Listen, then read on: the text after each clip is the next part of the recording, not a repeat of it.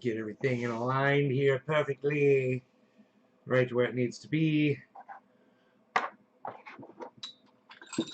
Very good, sir. Very good. I think I'll put this here.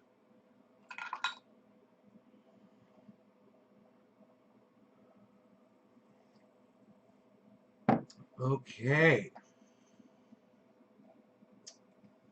What is going on, everybody? How is it going? Hope you're doing great. Gray bars. Okay, we'll get rid of those gray bars. Maybe just a little. Okay, Billy, Michael, Nick, Debbie. Hey guys, Nick, thank you for the digit right off the bat. Yeah. We stayed up late last night, did a 2.5 hour show, something like that. It was fun. So I had a nice late start today. Rogi hasn't even gone outside. He came out here and just laid down. Really appreciate it. Arrived today, and your place is gorgeous. Thanks for posting that. You're welcome, hippie chick. Yeah, I got a nice house. Let's share this up. Michael Goldsmith, that is some great recommendationing there. Recommendationing. I made up my own word.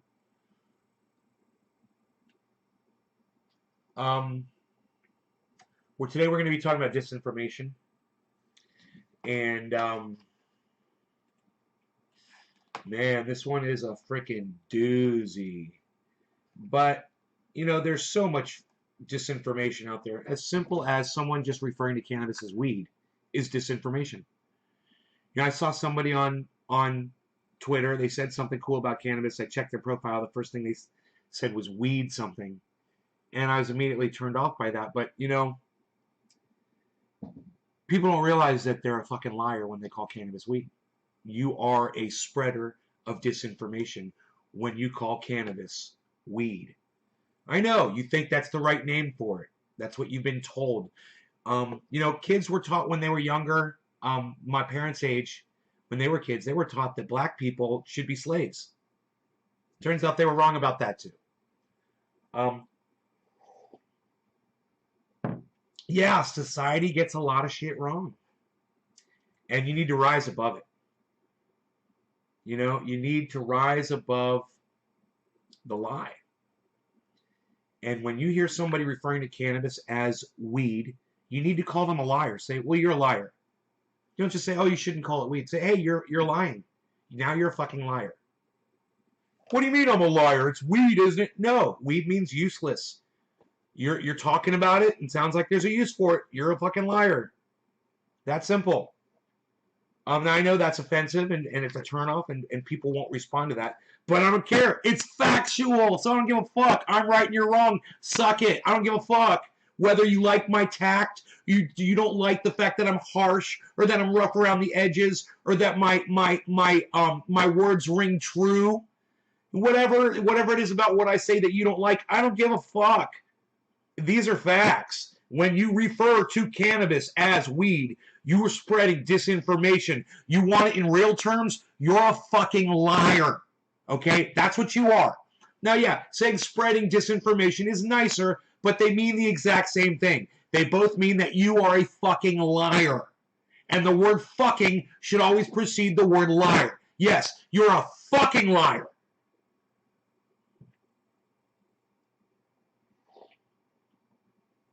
Unless you're lying to me and telling me how great I look this morning. And then you're just a liar. Hey, Miss Sarah. With your big sunglasses. Okay, so my cat wants to go outside. This is just going to take a second. And it's beautiful outside. I think I'll leave the door open. Oh, fucking 61 degrees outside.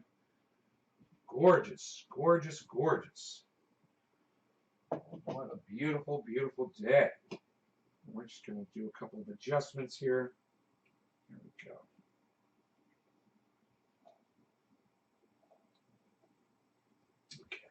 go. OCD satisfied. It's Sarah from Facebook. It's Sarah from Facebook. Sarah, do you know how many Sarahs I know from Facebook? Are you a Sarah that I know from in person, Sarah? Have we met? I'm sorry, I just can't tell. All I see are big black sunglasses.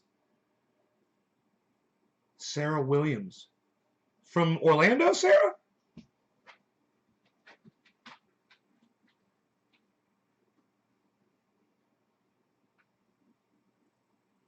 Harles doesn't come on camera? Fuck Harles. Fucking cats. No, not from Orlando. You're a different one, I think. Right? I don't recognize that name. You come on my page almost every day? Oh, I'm sorry. I'm not familiar with you talking to me in the live chat. I don't really Facebook. You know, I just post videos to Facebook, but I don't really spend time on Facebook interacting or anything like that. But if you come in my chat and my live stream while I'm live, yeah, I'll definitely get to know you, Sarah. Sarah Williams. Okay, so you like the show. Great. Friend of the show, Josh Dye. What is my YouTube page? I'm tired of Facebook shit. It's Nay's Garden, and there's 6 of them that I broadcast to. Well, 5 right now. I'm broadcasting to 5 YouTube channels. They're all called Nay's Garden, I believe. I could be wrong about that, but most of them are called Nay's Garden. You'll be able to find my main channel is the most important one. That's the one that shows me wearing all black. It's blowing smoke rings, right? I might not be wearing all black, but I'm blowing smoke rings. But the thing is, it's got 25,600 subscribers. You definitely make sure that you are please subscribe to that channel.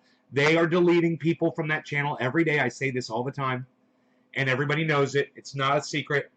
I really need you guys to keep checking back there to make sure that you have, if you've been removed, that you will put yourself back on it and sign up for notifications. You come back and forth to watch me? Okay. Right on, Sarah.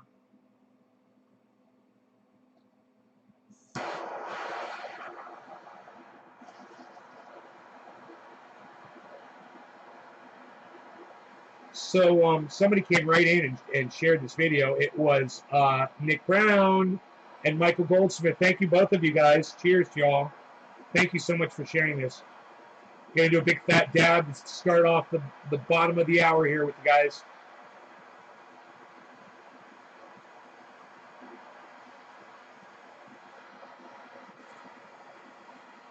All right.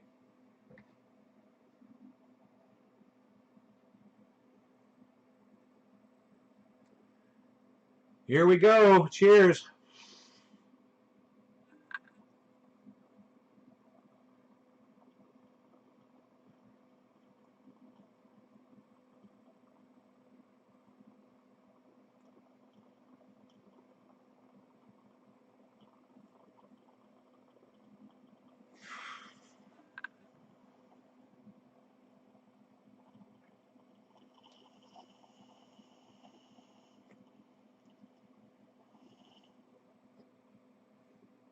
Wow.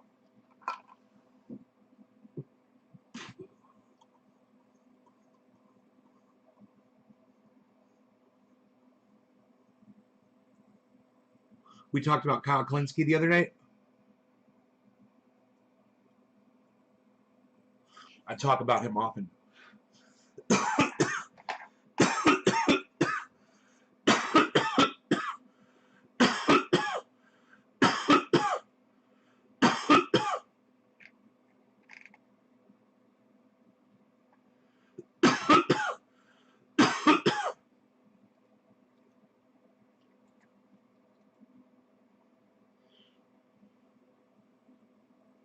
Huh. I forgot to mark the article. I thought I put it on Twitter and I said disturbing as fuck. But I don't think I shared the video.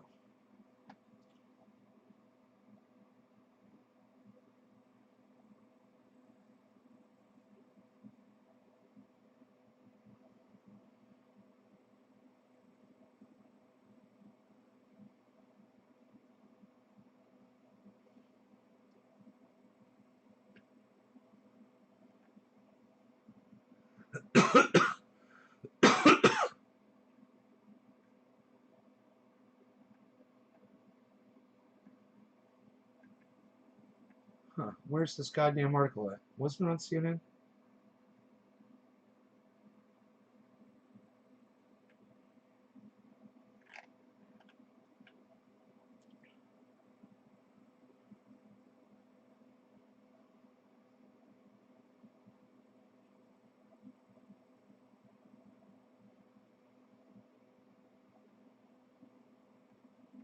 So you guys have no idea what I'm even bringing to you yet. I can't believe the article is gone now.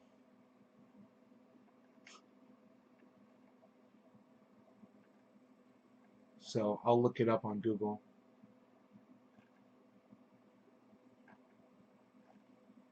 Huh. It's crazy. It's crazy how that just disappeared.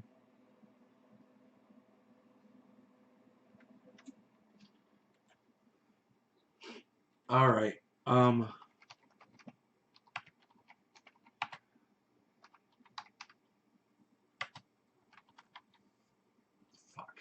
Here we go. Critical race theory. Okay. This is so fucked up.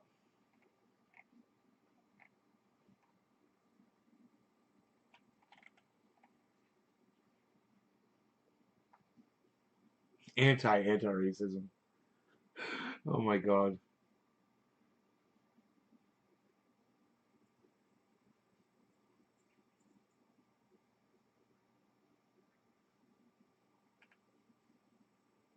Okay, this is from the Orlando Sentinel. I'm sitting here reading it and I'm just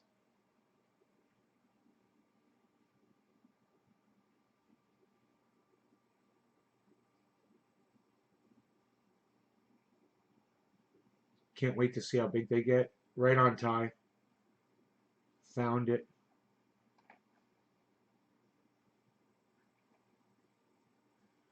Hey man, you know, if you're gonna put some ad blocking bullshit, I'll go to another website to read the article.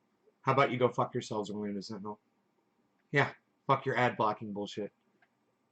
Florida restricts how another one, now USA. No, fuck you. Another one with the pop-up won't let me read a news article without disabling my ad blocker. Hey, how about this? How about this? I don't care about your fucking news anymore. How about that? You take your ad blocker pop-up bullshit, okay, and you can suck my pop-up cock in your fucking mouth. All right? Oh, here we go. Here we go. And now notable Slate.com does it too. We need to talk about your ad blocker. Yeah, you need to suck my dick. How about that? So this is the deal. Florida passed, I'm not even going to read an article. I'm just going to tell you what happened. Florida passed a law yesterday. They signed it in, right? You know, Friday night, fucking great, right? So end of the news cycle, so nobody finds out about it. This law says that teachers can no longer teach children that there's systemic racism in the United States.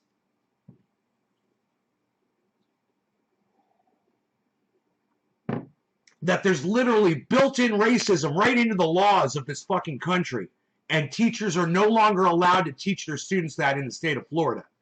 Now, these fucking pop-up motherfuckers, they can all suck my dick. That was an important article. News should be free and available for everybody. And if I don't want your stupid fucking advertisers on my goddamn page when I'm reading my news, then so be it. And if you're going to try to tell me that I can't read your precious fucking news article without having to read your stupid fucking ads, well, then I'm not going to be interested in your fucking news anymore. I'm going to go to YouTube and I'm going to get my news from Jimmy Dore. I'm going to go to YouTube and I'm going to get my news from Get Your News On with Ron Placone. I'm going to go to YouTube and I'm going to get my news from Lee Kemp. I'm going to go to YouTube and I'm going to get my news from Graham Elwood and various other sources, and there's plenty. And you know what? They're not going to shove these fucking stupid advertisements down my throat and penalize me because I use an ad blocker on my goddamn browser. Suck my dick! Orlando Sentinel, suck my dick! You know, Slate, suck my dick!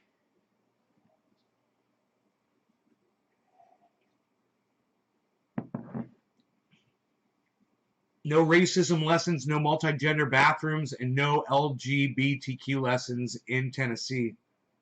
This is the kind of shit needs to be talked about, Billy, right? I didn't even know that. Look, you guys get your news from wherever the fuck you want. Just whenever you see these stupid ad blocker pop-ups that come up and say, oh, you need to enable ads on our site for us to show us your news, stop using those sites. Fuck blocking the ads. Block the fucking sites. Blacklist those motherfuckers.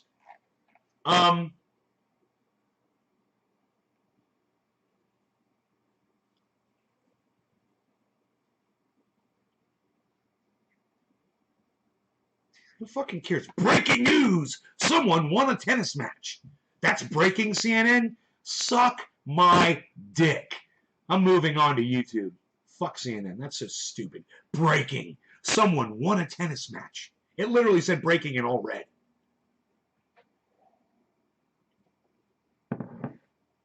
Yeah, my sound is still distorting when I raise my voice. Yeah. Yeah, all right. I better not raise my voice. You can use those websites still sometimes. I know a trick. Open them in a private tab. The ads get blocked. Raw Beats, thank you. I'll try that.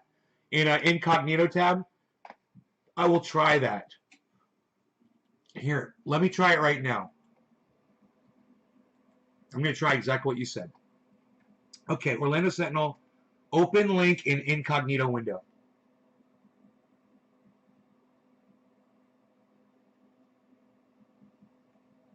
Florida board votes. Florida adopted a new rule Thursday to prevent public schools from teaching critical race theory. A push led by Governor Ron DeSantis as a way to prevent history that would denigrate the founding fathers from being taught in state classrooms. Denigrate the founding fathers? What? By teaching kids that they had slaves? Wow. DeSantis, following a national conservative playbook, said he wanted to prevent instructors from teaching kids to hate their country. My fucking God. Dude, the level of control. They want to send me notifications for news. No thanks. Hey, I want to thank Raw Beats who got me onto this article for opening it up in an incognito window. It worked, bro. And even though all the ads are popping up, I didn't have to disable my ad blocker to do it. And I do see the ad. So, Raw Beats. Slow motion clap for Raw Beats.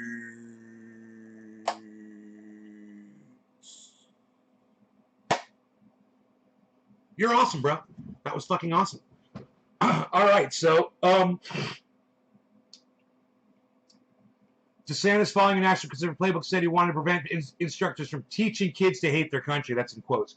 But critics of the rule and many of the speakers in the Jacksonville meeting said DeSantis and his GOP backers are trying to prevent schools from addressing racism and its effect on America and from teaching history that doesn't focus only on white people. Well said. It's an effort to whitewash, cover up, and candy coat history, said Ben Frazier, president of the Northside Coalition of Jacksonville. Allow teachers to speak the truth. The governor, speaking via a video connection, told the State Board of Education that he does not want to stop children from learning about slavery or the civil rights movement, only to make sure they don't hear narratives that are not grounded in facts. He wants to prevent, he has said, students from learning a false history where they look back and denigrate the founding fathers, denigrate the American Revolution.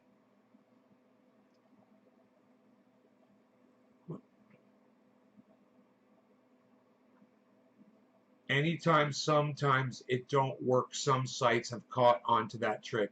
Well, thank you, Raw Beats. This is fucking awesome. I'm going to use that. All I got to do is open it up in an incognito window. And I can bring them news and not have to worry about pop-ups and shit. And you know what? I'm not ever going to promote these sites again. I'm never going to give you the sources, and it's not because I don't trust my sources, guys. It's because if they're going to run these pop-up blocking blockers, the ad blocker blocks on their sites, I'm not going to promote them to you and tell you their names. They can suck my dick. All right? In his short address, he offered no instances where Florida teachers had offered inaccurate history lessons, but cited problems in schools in Arizona and New York. So they literally passed a law in Florida. This costs money, right, and time. And they pass a fucking law in Florida addressing something that there was no need for. There was absolutely no instances of. Right? They're literally clamping down on teachers' freedom of. Who the fuck are you to tell a teacher what they can and cannot say in a classroom? That's attacking your freedom of speech. Who the fuck is the state of Florida to tell a teacher what they can and can't say in a classroom if it's non-offensive, if it's non-violent hate speech? And saying that America was built on slavery isn't hate speech; it's fact speech. So the state of Florida has an issue with facts. And you guys should all have an issue with the state of Florida and Ron DeSantis. And everyone should be talking about this. Everyone should be informing your friends what's going on in the state of Florida, because if it's happening in Florida, it's going to happen everywhere else too.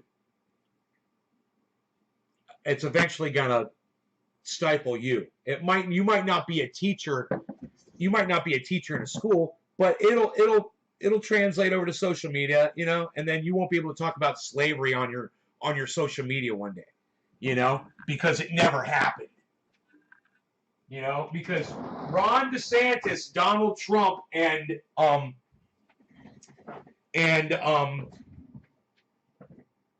the entire Republican Party said so. Slavery never happened.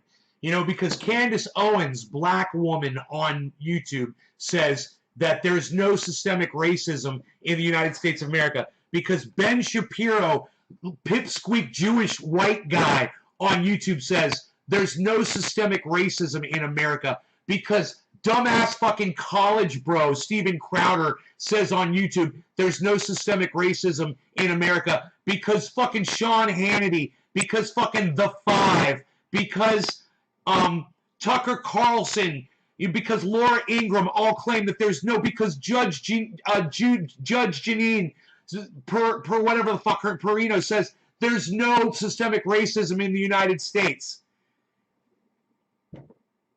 That's why these motherfuckers are now passing laws to enhance that narrative. And goddamn, what do you mean audio is bad on 2 channels? What do you mean, Steve? So let's just rewrite history and pretend things never happened, says Josh. Right? I hate Ron, says Heavy P.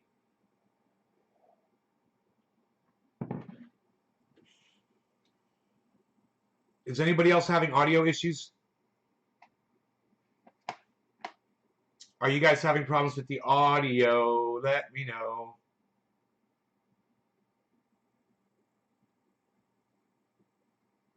Can anybody answer me when I ask a question like this?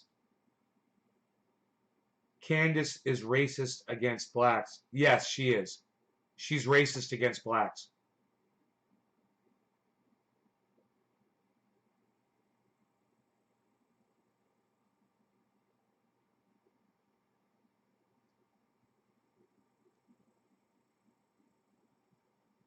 Above 10 decibels?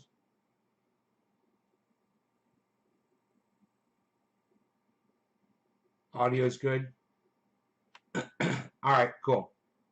Well, I'm turning it down, but I don't want to turn it down so low that you guys can't hear me.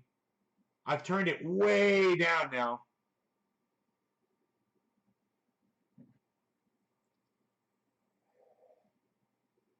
All right, cool. Well, I haven't bought microphones for in here yet. I haven't decided how I'm going to deal with that situation. I know I'm slacking on that. Sounds good. Thanks, Sean. Thank you, guys. Thank you for letting me know. I needed to know. I need to know. I need to know.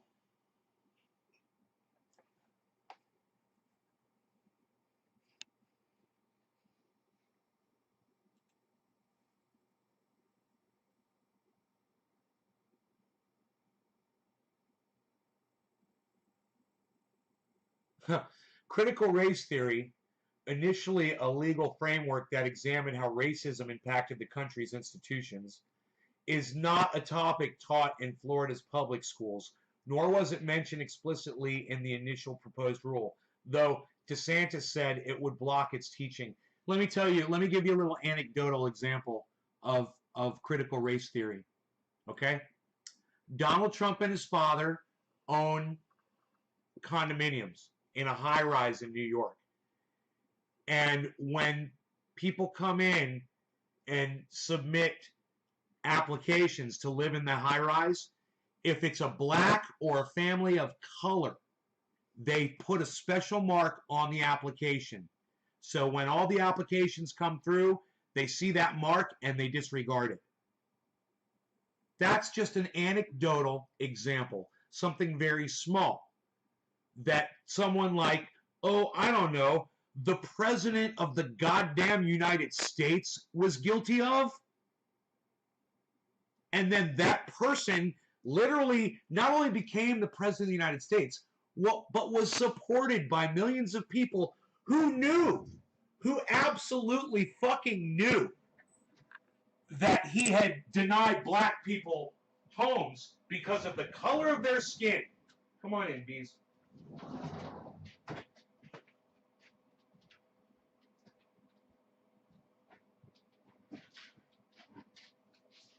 I'm just filling up this thing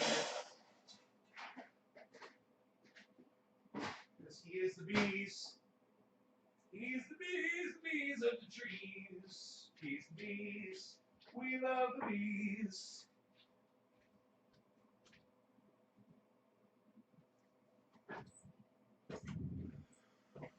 I mean, you guys that don't think Donald Trump was a racist, I mean, just go back and look at that one incident. There's so many other ones. You know, I like the Central Park Five as an example for Donald Trump's racism. It really paints him in a horrible light, and it's his own words.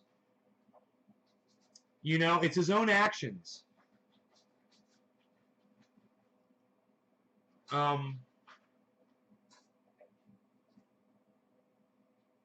Strawberry cough. Oh, aren't you special, Josh Dye? I lowered sound and it's cool now. It still sounds the same, just quieter, like turning stack down. It's only when you yell, though. That's been proven. Well, just as long as you guys can hear me, I'll eventually get a microphone for in here, guys. It's amazing that the idiots at Logitech can't figure out how to put a normal microphone in their camera that costs $100. You know, when a cell phone, or not even that, let's just say the microphone on a pair of headphones is better. You know? On something that costs $30. Why the fuck are they giving you a shit microphone that does that?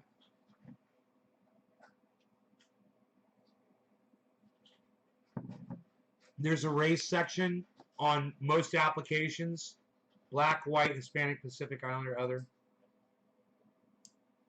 Therapy Cat Rascal likes listening to you too. Cool Cat Squad. Yeah, there's a bunch of you guys, cat fans in here. No, I'm not a fan of cats. I don't like them. One of my favorites I've had so far.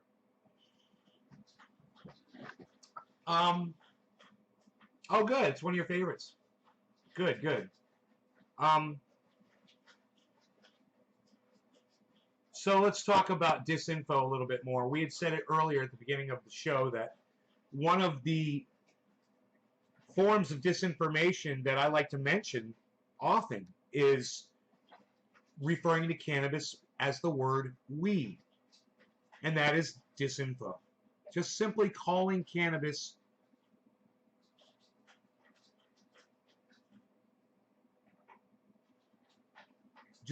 do I know Lee? Yes, I know Lee.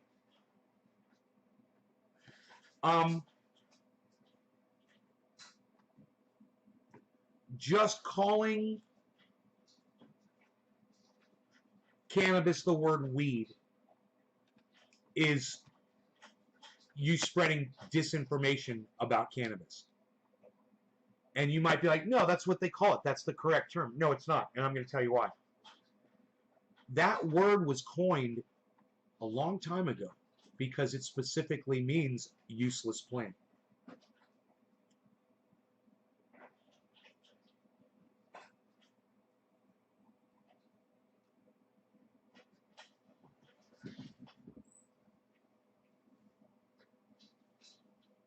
Well, I got to tell you, I used to think there was no such thing as a weed until I had to go out there and cut down a bunch of foxtails. And all foxtails do is reproduce. Nothing eats them, right? The deer doesn't. They don't eat foxtails, and the seeds on the end of the foxtail goes up into the nostrils, the eyes, and the ears, and the paws of animals, and can fucking kill them. These seeds don't back out. They keep drilling like a screw bit with threads on it. It's like they're threaded, but they're barbs. They're barbs. And once the barbs pass, they don't back out until the next one's going, and then it forces it in deeper. It's insidious. So, yes, there really is a weed out there. It's a useless fucking piece of shit. And that, you want to call something a weed? Call foxtails a fucking weed. Don't call my cannabis a weed. And don't call it weed. Have respect for it and stop spreading misinformation about it. And join the fight to bring it to more people. And that's all this is about. It's not about me controlling your narrative, controlling your speak, controlling you. Look, man,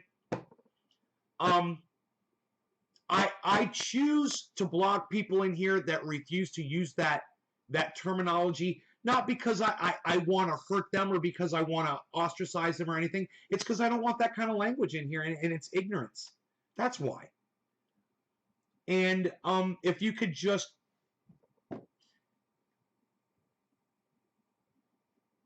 humor me for an hour or two while you're here, it'll rub off on you. I've had so many people come back in here after watching the show over time, and someone will come in, I'll be doing an interview, and someone will say, hey, ho, Rogie, don't rip that up. No, Rogan, no. Give me 1 second. He's got a napkin. Now, where did you get that napkin? Let me have that. Let me give him something to chew on. You want something to chew on, buddy?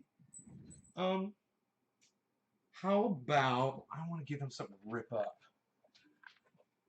Here. How about, I know what you like, buddy. I know what you like. What do we got?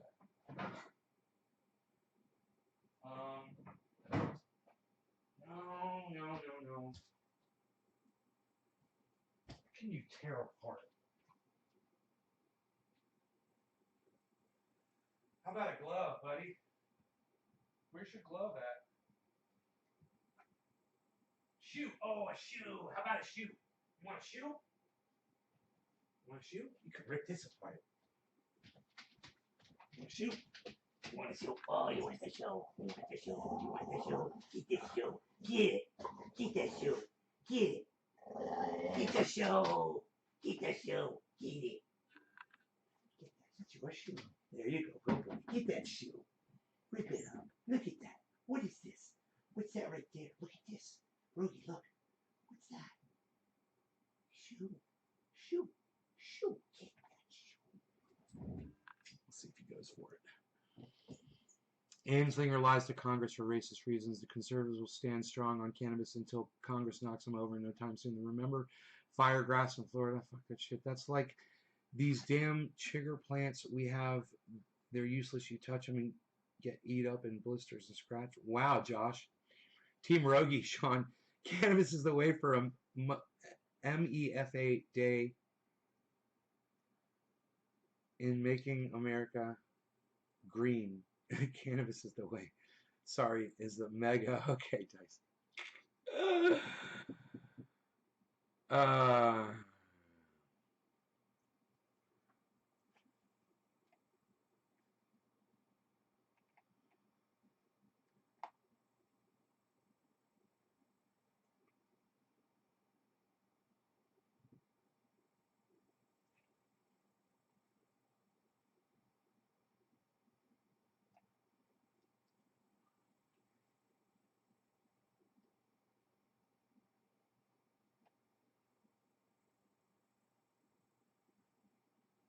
go rogue.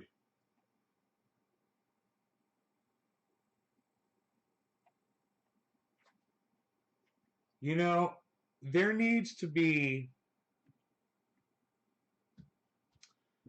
a movie that documents the history of slavery. I'm not talking about Roots.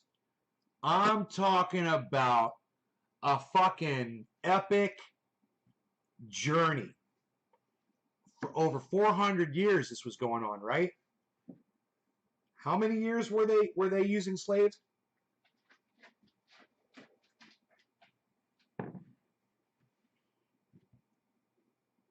Hundreds of years. I don't know how many hundreds, but that entire time span from the very start, it needs to be covered like a story. You know, like they do the Bible. You see the movie, the Ten Commandments or whatever. They need to have a movie like that. And then that movie needs to be shown in every school in the United States of America from start to finish. And it needs to be, Rogie, no, that's a wire. Why are you chewing on the weirdest things today? That is so weird. He is going out of his way to find things that he's never chewed on before. Rogie, I wish I could give you something to chew on, man. That you'd be interested in. Here, how about, let me go over here. Let me see what I got. Fuck, dude. What a... Oh, here, I got something for you. Look, here's a cookie, and then I got a yak milk chew. Here you go. There's that. I got him a cookie, and then I'm gonna give him a yak milk chew. I've got these.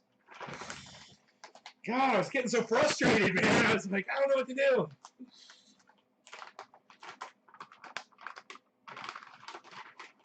He will have one of these. He's gonna be happy here in a second.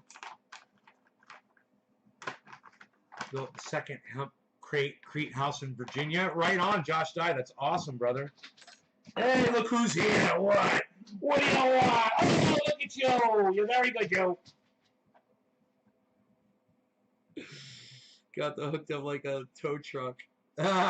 American slavery lasted 246 years from 1690. Okay, for 246 years. So for 246 years, we had slavery. And that from 1619 until 1865. Yeah, no, we had slavery past 1865, bro. Come on. What are you talking about?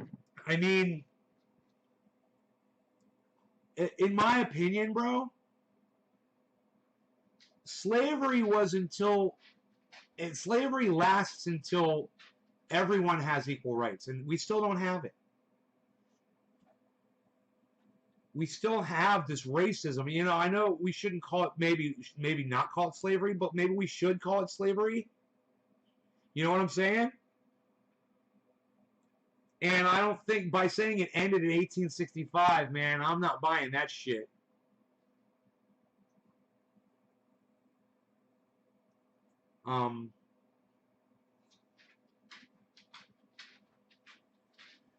I mean, look at what was going on in the United States in the 1950s and the 1960s. You might not want to call that racism, but you could definitely call it, I mean, you might not want to call it slavery, but you could definitely call it racism. I'd call it slavery. I think we should. But yeah, man. Yeah, there's slavery still going on today. Different kinds. Human trafficking. It ended December.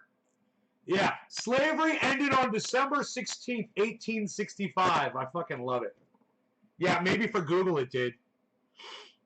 Hey, Sarah, welcome back. Segregation went on until 1965. Segregation until 1965.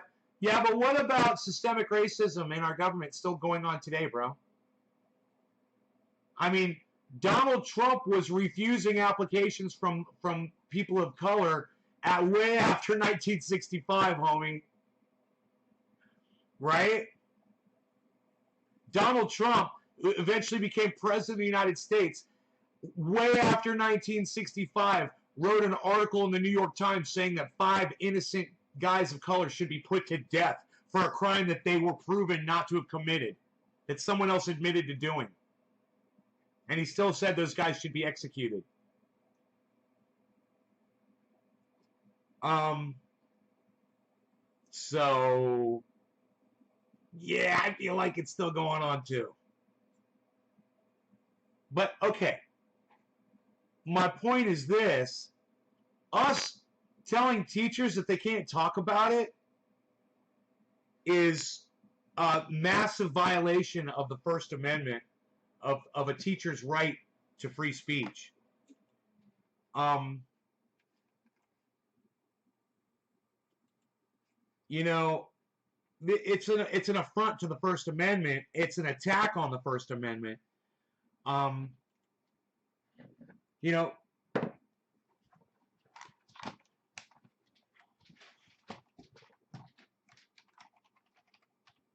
Florida's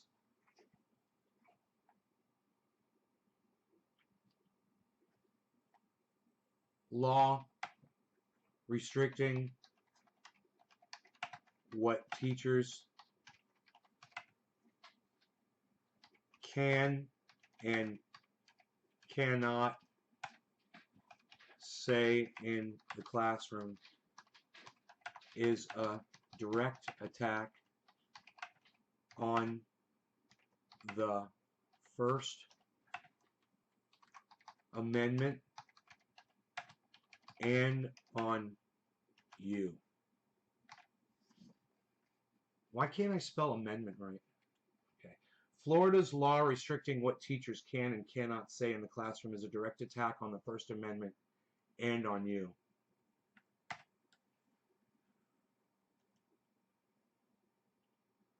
You guys could go to Twitter right now and retweet that for me.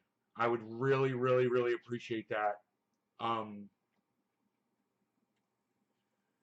going to go ahead and I'm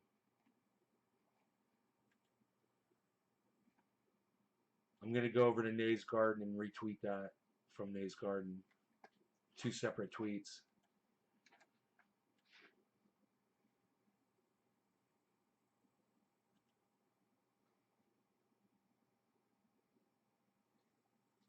And if you don't look at this as a direct attack on you because you don't live in the state of Florida or because you're not in the school,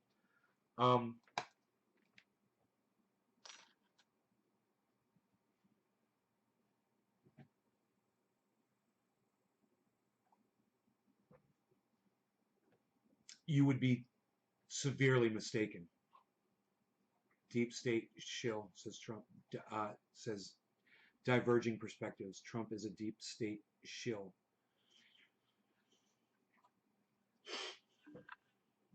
They turn slavery from a brute force in your face to in a closet behind a door raw beats. That those are the dates it was made illegal. Racism will never die ever. No chance. Humans are too self-absorbed. Right, Billy? Donald Trump should be prosecuted for blatant racial discrimination in housing violation of federal law. This was a long time ago, man. This was like in the early 90s. I'm pretty sure statute of limitations is up on that shit. Hey, Josh. Um, you know what Donald Trump got away with in his lifetime. It just my mother is just completely blown away by it. You know, we talk about it sometimes, and she's just there's no there's no prosecutor. You know, where's the person to stand up and say, "Hey, I'm going to prosecute this motherfucker"? You know.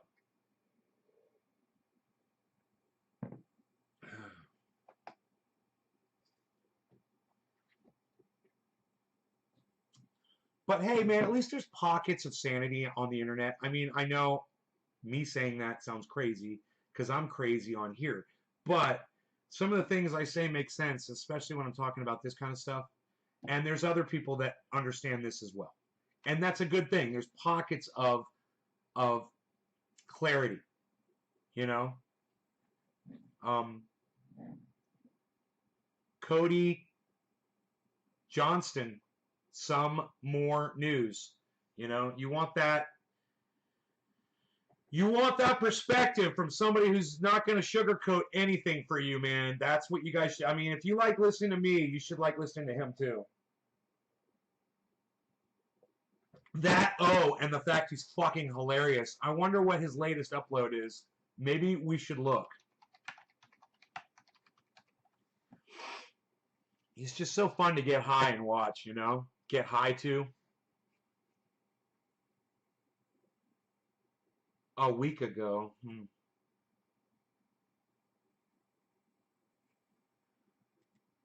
Videos. 1 week ago.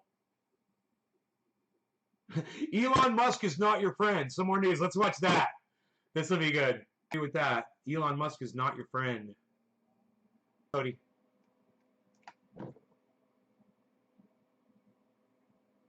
I'm Cody, everybody.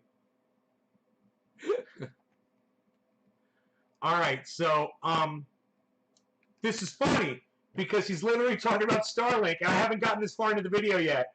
And this is Elon Musk ripped me off on Starlink. I paid however much money for my goddamn router. I've been sitting here fucking waiting, and it never came. I don't get an email. I don't get messages, updates, nothing. Fucking douchebags. I need that goddamn internet, you know? Where the fuck's my router at, Elon? Save the world! In reality, it's being pitched as a solution to internet loss in more rural areas of the country that could expand globally. At the moment, the beta test is limited to mainly the Pacific Northwest. It certainly sounds like an altruistic endeavor into advancing technology. See my house. If it didn't cost $500 to set up and a monthly bill of $100, hey, remember when I said that it's being pitched to rural areas? Cost is definitely a barrier for many, especially in our community. We have a really high unemployment rate during. You guys, let me tell you something. I was watching this kid last night. He's called Dr. Cushman. Okay, he was not far away from the county where I'm in, and just give you an idea of the lack of money that people have and the way that people are living. Go check out his channel. And he goes around and hangs out with people and parties and shit. He's fucking crazy. That guy's crazy. He walked up to a group of like 7 or 8 guys that were all drinking and hanging out on the street corner. And he told all of them, he's like, I will fucking beat all of you. He's like, don't even try it. I will fuck all of you up. One guy, he went, all these guys were drinking too, man. And they're all just kind of laughing it off and whatever. But dude, who goes up to a group of 7 or 8 guys and does that shit? You know? And one of the guys came after him and he fucking turned around. This was live last night on fucking Facebook, man. I mean, on YouTube. And this shit was all live, man. It's a great video. You should go watch it. You know, go check out his channel.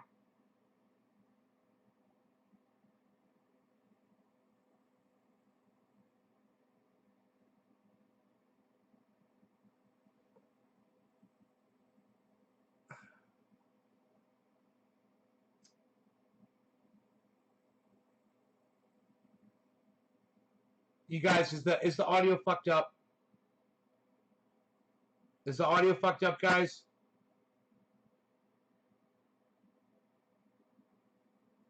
I need to know right now. Is the audio fucked up?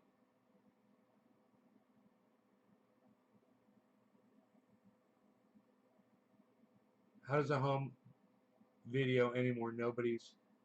It's good? Oh, you were the one who was having a problem before, too.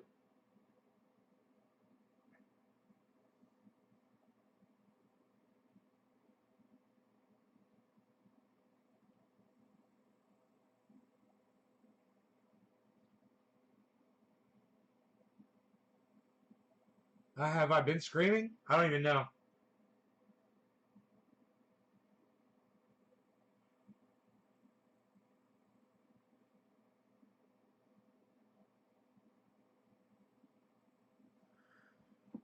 I mean, are you guys able to hear at least what I'm saying? Or, I mean, is it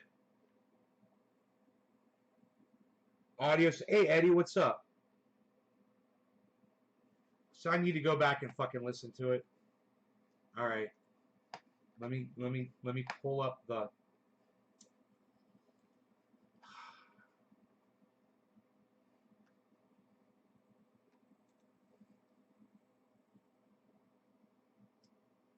dashboard here, and I will listen to my voice, and I will see what you're talking about. Right. Well, you know, it's like this is such a fucking waste of my time that I have to do this right in the middle of fucking talking, trying to make a point. So let me see what's going on with my fucked up sound, because Logitech sucks my dick. They can't put a decent microphone in their fucking $100 camera. You know? Yes, I am on my webcam mic. That is exactly right. I'm on my webcam mic. It's a $100 webcam. You'd think it'd have at least a $15 microphone in it, you know? You'd think. Have at least a $15 microphone in it, you know? Well, that does not sound so bad. I mean, I can hear my voice just fine. Have at least a $15 microphone in it, you know? Well, that does not sound so bad. I mean, I can hear my voice just fine. Have at least a $15 microphone in it, you know? Well, that sounds fine over here, guys.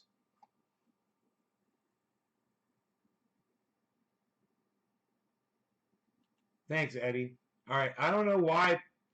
You know, Billy's like, it's only like when you scream. I mean, yeah, but I know when I yell, it distorts. I know that. I mean, I'm just wondering if I'm not yelling the whole time I'm speaking, so you guys should be able to hear what I'm saying, right? Maybe you aren't turned up all the way for the others. I don't know, man. I got my shit turned way the fuck down. They got the stupid audio mixer that does nothing. Microphone, default, microphone, webcam. Oh, there's a noise gate. There's a noise gate. Hold on, guys. It's a noise gate, but it's not a compressor. Default noise removal, huh? Oh, parametric EQ as well. Compressor. Oh shit. There's a fucking compressor. Oh my god. Okay, does this sound better, guys? How's this sound? Hey, does it sound better? With the compressor on. I just found the compressor setting. Does that sound any better? You're legible. I mean, as long as you can hear what I'm saying, you know, that's what's important. It's the message. It's not the quality. I'm not. Can anybody tell me if this compressor is helping right now? I've got a setting here on it. I'm gonna adjust it, but I want to know if it's helped yet. Hello.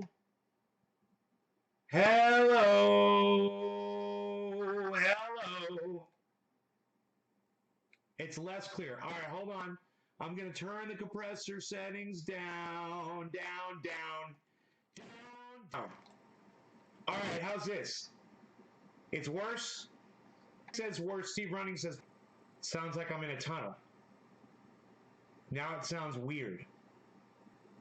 A lot worse. A little distortion, but if you yell, but otherwise no complaints. Everybody's got something different to say, man. It's so confusing. If the mic had an input, it's got an output. I wish I knew where the input was.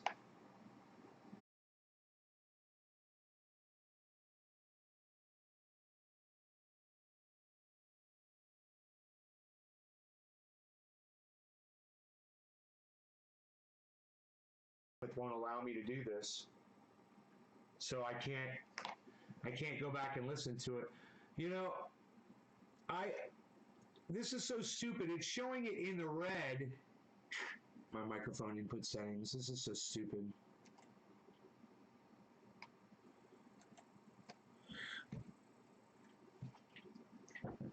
Playback. I don't want playback. I want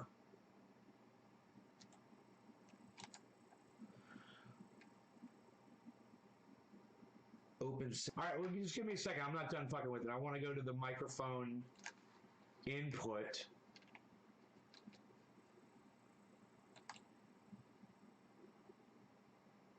And see, they don't give me. There's a master volume on the mic, and there's no input. Like old Windows, just fucking these engineers, man. Yeah, let's get rid of the microphone input so it'll distort. Manage microphone webcam. Now they just let you disable it. Can you fucking believe it? Wow. I could switch.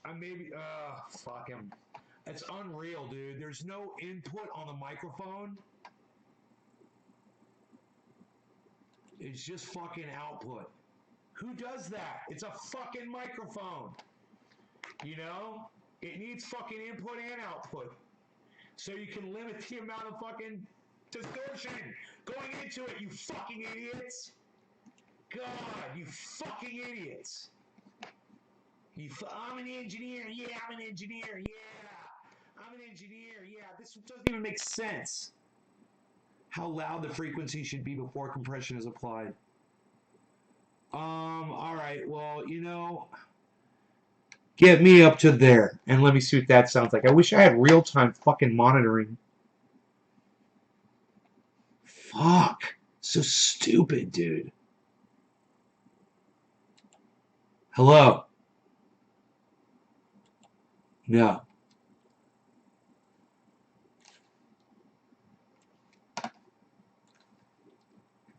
Welcome back. The YouTube Circle of Doom is just going around and around.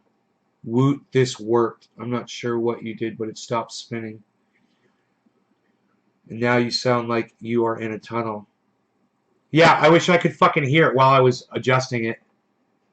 It would be so nice if I could hear it while it sounds amazing now. It would be so nice if I could hear this while I'm fucking adjusting it.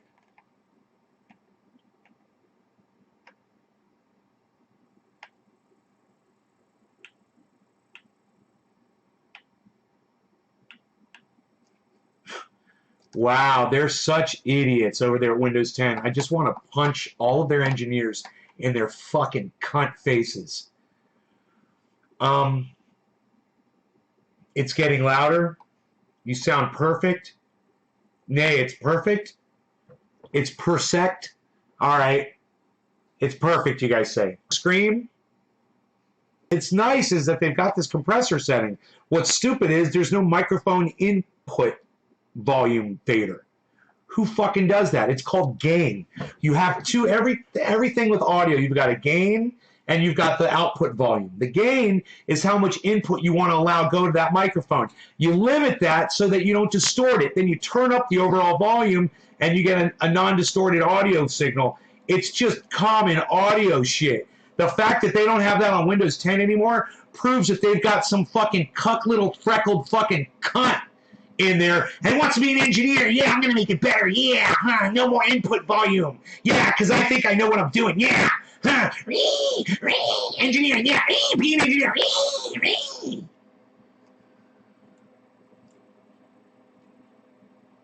Pull it up just so I can fucking hear myself. It's not blowing out as easily. Man, if I could just fucking... If I could just adjusting it...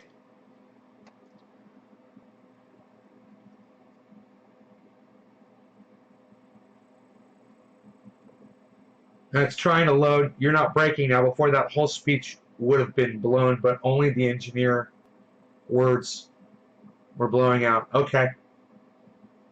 That helps to know. Because I still might be able to... I still... check! Compression. Here.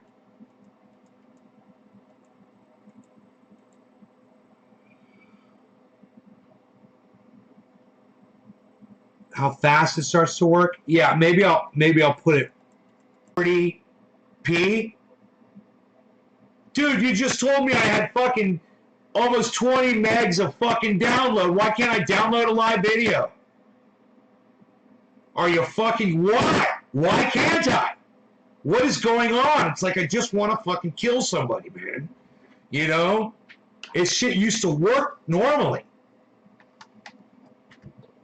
And now shit just won't fucking work anymore. You know, and it's, I blame completely fucking Windows cunt motherfucking cunts at fucking cunt Windows fucking cunt 10. These fucking cunts at Windows 10, they're all a bunch of dumb cunts at Windows 10. Fucking dumb cunts. Because it's the operating system that's fucked everything up.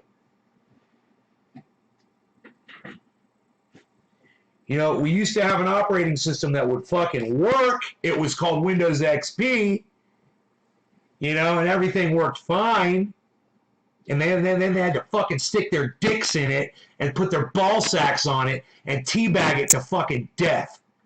They're a bunch of fucking idiots. Anyway, I don't even know if I'm live anymore.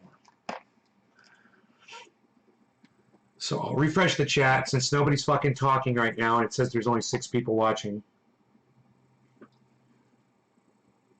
Let me see. 6 of you. You've got a 2013 MacBook Pro and it still runs faster and better than some of the brand new Windows computers. Yeah, do they not force you to update that?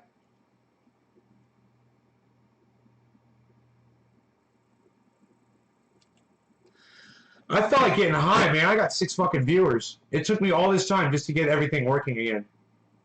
And nobody wanted to fucking come back to the show.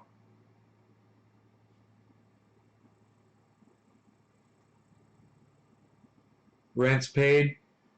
Dude, my goddamn, I'm not dropping any frames at all. I don't understand what's going on. I'm not dropping any fucking frames. Oh, my processor's running at 100%. Why? I got my equalizer on. Let me turn the equalizer off. That might help. What else is on? Nothing. I've got nothing else running, man. What is using up all my fucking processor, dude? Holy shit. Is Minicam on? No. Is Minicam on? Oh, hold on a second, guys. Hold on a second. Oh my god. Dude, it's not showing Minicam on my computer. Hold on. Hold on 1 second. It says Minicam. Dude, it says it's running fucking Minicam. That's the problem. Oh my god. Hold on. Hold on, guys. It says it's running Minicam, but Minicam isn't showing running right now. I don't even see fucking Minicam. I don't even see it. Oh, here it is. Yeah, it's not showing that it's running. Watch, it's going to be on. Wait. Manycam virtual webcam. It's fucking on. Those motherfuckers. Dude, I am so sorry it was me, you guys. Oh my god, I had fucking Manycam on this whole time. I am so fucking sorry. Oh my god. I feel like such an idiot. That's why I lost all of my... That's why you guys were having a fucked up. It wasn't dropping frames, it was dropping... My CPU was dropping out. So yeah, it was dropping frames for you. But for me, it was showing broadcasting fine.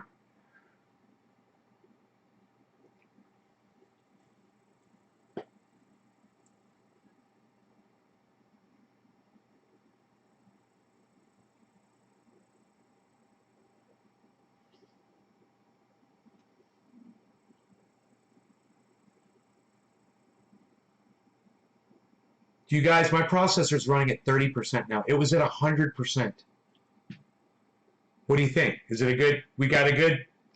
We good? Are we good? We're very good? We're back? Can you guys hear and see me okay now?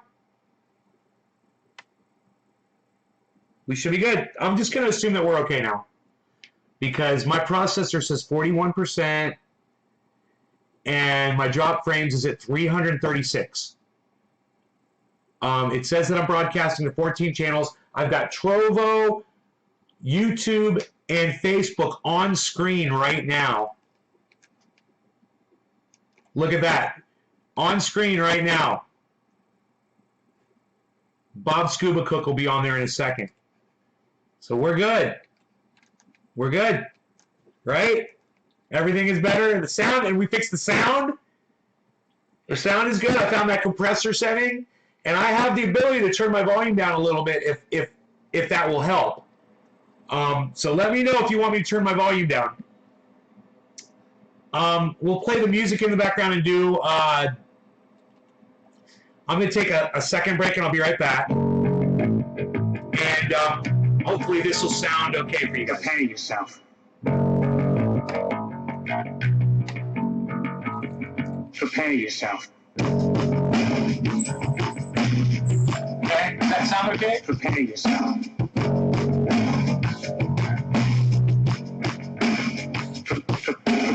Blind Jacob, cashing your chips, slip, live wild, example of the hypocrite. Women on radio, all the women in red.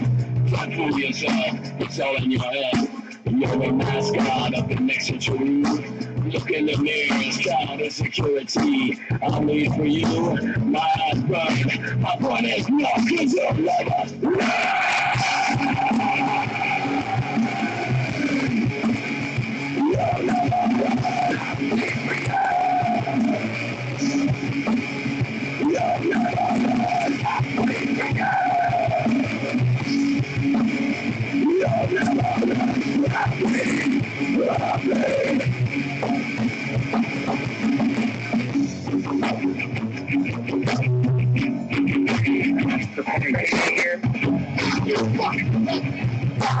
Fuck you, fucking fuck you.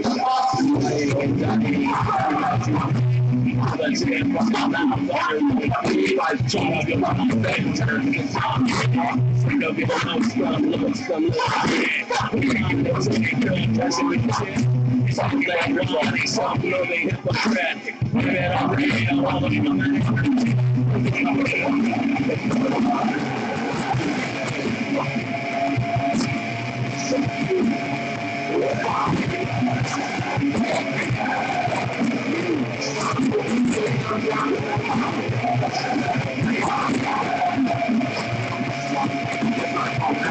It starts with an L. Oh, shit!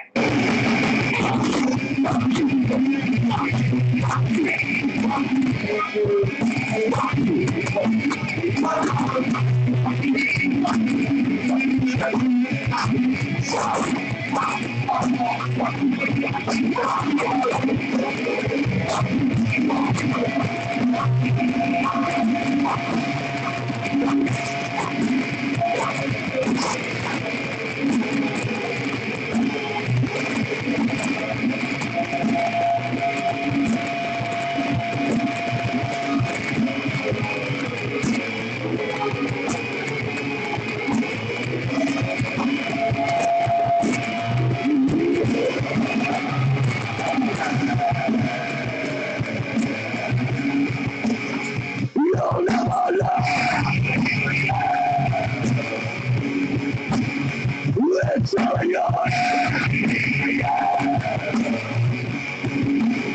You'll never learn Yeah.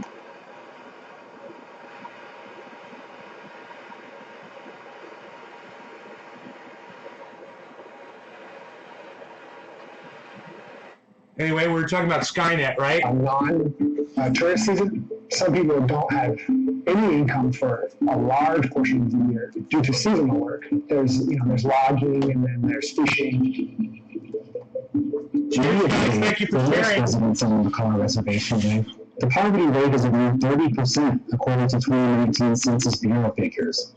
That compares to 10.5% nationally.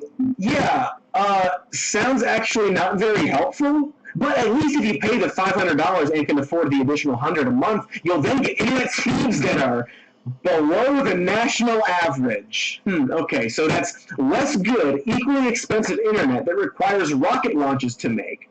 Maybe we should, I don't know, just expand internet infrastructure and make it freely available to everyone? You know, like a Star Trek might do, but here on Earth.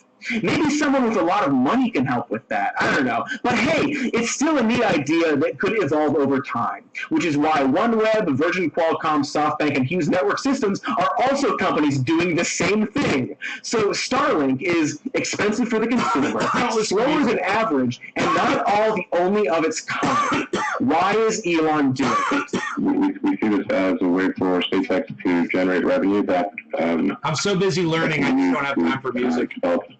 I'm always listening to podcasts. And spaceships, and that we think this is a key step on the way towards establishing self-sustaining city on Mars and a base on the moon. Right. Starlink is, purely speaking, a potential source of revenue so Elon Musk can go to Mars. It is less so revolutionary as it is just another support system for SpaceX. He's just selling cable, which probably isn't a surprise. It's not... Now let me just remind you guys, please subscribe to Some More News on YouTube, and his other channel is Some More News. Subscribe to both of those channels, please, and let them know that I sent you. A surprise that rich people like being rich, I guess. In theory, I could be making a video about the CEO of a pudding company with a similar conclusion. Anticlimactic There's yet bullshit with to a be hole a in the pudding window. CEO with as much weird celebrity and influence around them as Elon. There's yet to be a pudding CEO hosting Saturday Night Live with an incredible amount of wealth. At least not yet. But you never know what advances might happen in pudding. I don't know. Oh, man, I heard somebody use the word Titanic the other day, and I realized, I was like, dude, did I never realize that was an actual word, that I always thought it was a name? I'm not sure. That's like, yeah, Titanic's a word, dude. So fucking funny. Also, there's no pudding CEO who's also openly using his wealth to accumulate resources in order to escape the planet Earth. We really don't talk about that fact enough, that Elon Musk is trying to escape, because he clearly doesn't think the Earth is going to survive. And while he really tries to frame reaching Mars as this gift he is giving to humanity, he'd probably just settle for saving one person, at the expense of... there it is. And the products he offers, specifically the proposed solutions to infrastructure like going to Mars, it says, are actually kind of half-assed and clearly not his top priority. Like, out of all his investments, he's dumped way into SpaceX than anything else. It's his station, but rather tunnels filled with personalized death pods, is because he personally just doesn't like being around people. Ignore the efficiency and accessibility of trains, because people are gross. Also because it doesn't always take you where to go and isn't always on time. Two problems apparently far too insurmountable for our space genius here. But like, dude clearly just wants to live alone on Mars. Maybe Grimes can come, maybe. And when you realize that about him, that he sees most of humanity as doomed and icky to begin with, you kind of question how helpful he is, you know? Like, how is assuming the Earth is doomed and that we need to ascend to the stars any different than believing in, say, the biblical rapture, an apocalyptic finale where only the most deserving are... Remember when I talked about top-down thinking? It's kind of like when you watch a Michael Bay film. He clearly wanted to have an explosion every 15 minutes. Are you guys enjoying him? Do you guys think this guy's funny? Because I get such a kick out of him. I think everything he says is hilarious. And, I like his style. I like the way he talks. He's even just the way he talks is funny. His timing is awesome. And I think he just knows funny really well. I think he's good at what he does. What do you guys think? And so starts there, and then goes backward to justify it within a script. Maybe not always an explosion, sometimes it's boobs, or, amazingly, a very drawn-out explanation of how to f*** a teenager. But you get what I'm saying, in that the fundamental story is secondary to the aesthetic result. Well, Musk... The way he talks reminds me of the guy from Airplane, the first movie, Airplane. Actually, this guy was in all the Airplane movies. He's the tall, bald steward guy. He's like, it just looks like a big Tylenol. So he talks just like him. Is kind of the Michael Bay of technology. He starts where he wants the future to look and works backwards. Where's my lighter? He loves the idea of a Star Trek world, but doesn't actually want to do the work that gets us there. He wants to go to Mars, but doesn't want to create or lead a society worthy of that. I'm doing the super and his slow. excuse is that climate change has made that impossible. But also, even recently, he's talked about how climate change isn't that big a deal. I'm doing the super and moving to slow. renewables is just a good idea to do sooner rather than later. Like, he says it's not with my good, legs. but we'll probably be okay, and if when it gets bad, it'll be because of the current poor countries I was doing the super industrialized. slow. I don't think we're currently doomed. If we keep going and if we're complacent, then I think we could. There's some risk of sort of non-linear. What's with the fucking? It has to end up with. What's with the fucking energy? With the Forrest Gump hairstyle? Him and Kyle Kalinske with the Forrest Gump hairstyle. And we should try to get those. What is that? It's obvious. I think at the the sort of 400. Dice Man and Sean Davis, this moment's for y'all. Thank you for sharing, guys. But if as the world industrializes, something like 8 billion people get to 9 billion people, have a lot more industrial output per person. You could see at what might be okay at sort of 400 or 500 parts per million of CO2 in the atmosphere might become quite dire at 1,000. Yeah. And the trend is certainly in that direction if we don't do anything about it. Also, weird moment at the end where he talks about how you don't want to f*** up the ocean because then the reefs will die. And the host points out that that's already happening. The reefs are dying. But he responds, Yeah, exactly. Yes. oh, sure. Yeah. I mean, sure. It's a weird disconnect where climate catastrophe is both imminent, we gotta get out of here, and also, yeah, sure, let's just slowly move away from fossil fuels. But it'll be fine ultimately. And I don't know, maybe we shouldn't really take seriously the data analysis and predictions of a guy who said there'd be next to 0 new COVID cases in the US by the end of April 2020, and then had hundreds at his own company. But also, let's say he actually does believe that climate change has doomed or could doom the planet. Has he even tried to do something? Really tried or even considered? Because there are things he could be doing to help both environmental and societal problems. Helpful things that shockingly don't involve space. When you think about how technology changes society, you have to think about the biggest inventions and the time in which they existed. Fire, for example, allowed cave folk to warm themselves and find rest at night, allowing our thoughts to evolve in a calmer environment. Also, campfire f***ing, s'mores, great stuff.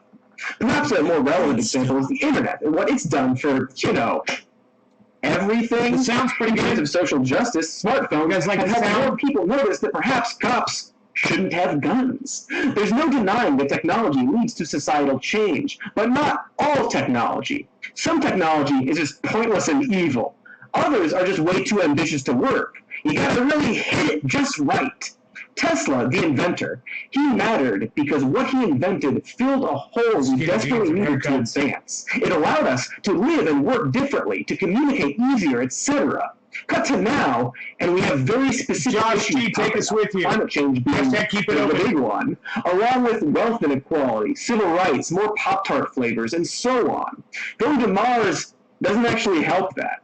It's like 100 steps away from where we are, and at least right now, probably isn't going to be remembered as a brilliant solution to any of our problems. It is a cynical act by a rich guy who isn't betting on the human race and doesn't super seem to have a grasp on it. Here's Elon misinterpreting and mangling a quote from the late Carl Sagan, his famous pale blue dot quote. Channeling Carl Sagan. Look again at that dot. That's here. That's home. That's us. On it, everyone you love, everyone you know, everyone you've ever heard of, every human being who ever was, lived out their lives. The aggregate of our joy and suffering, thousands of competent religions, ideologies, and economic doctrines. Every hunter and forager, every hero and coward, every creator and destroyer of civilization. Deep. Every king and peasant, every young couple in It's all here love, on this planet. every mother and father, Right? hopeful Every child, grain of sand, adventurer, and explorer. every Volkswagen Bug, Every teacher every of morals, book, every corrupt every politician, fucking every guitar pick. superstar, every supreme leader, Who every cares? saint and sinner in the history of our Look species. at that motherfucker over there A with his mote of little dust fucking suspended his in a dick in his sunbeam. hand. Like a little Our rabbit. planet is a lonely speck in the great enveloping cosmic dark. In our obscurity, in all this vastness, there is no hint that help will come from elsewhere to save us from ourselves. The Earth is the only world known so far to harbor life. There is nowhere else, at least in the near future, to which our species could migrate. This is not true. This is false. Mars. And I think Carl's saying He's a fucking dumbass. No, we can't migrate to Mars. To Mars. Yes, we can. No, we can't. You fucking idiot. You're a moron. Carl Sagan was way smarter than you will ever be. But that quote was dumb as hell. I would agree with that. He couldn't even imagine it at that time. First of all, Mars isn't like a safe place for humanity to migrate to at the Thank you. moment. We got a few robots up there. We're figuring the place out. Second of all, Carl Sagan was very aware of Mars existing Cheers, and Pierre. could imagine a future where humans tried to set up shop there. Carl Sagan was alive when we, went to the moon. But third of all, and most importantly, Musk didn't finish the quote. Here is that quote. There is nowhere else, at least in the near future, to which our species could migrate. Visit, yes. Settle, not yet. Like it or not, for the moment, the Earth is where we make our stand. It has been said that astronomy is a humbling and character-building experience. There is perhaps no better demonstration of the folly of human conceits than this distant image of our tiny world. To me, it underscores our responsibility to deal more kindly with one another and to preserve and cherish the pale blue dot, the only home we've ever known. The quote isn't about how we have nowhere to go. It's about how important and precious this place is. Even a successfully terraformed Mars is dog shit compared to Earth. So the point is, let's make this place good. Make it worth saving. It's just weird he didn't finish the quote, is what I'm saying. I don't know. What was I talking about?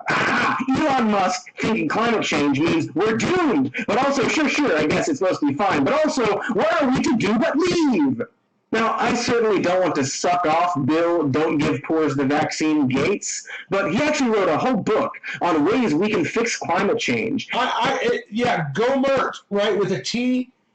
This guy had said that he wanted them to retilt the planet or something. Yeah, whatever. These fucking people, man. You're just like...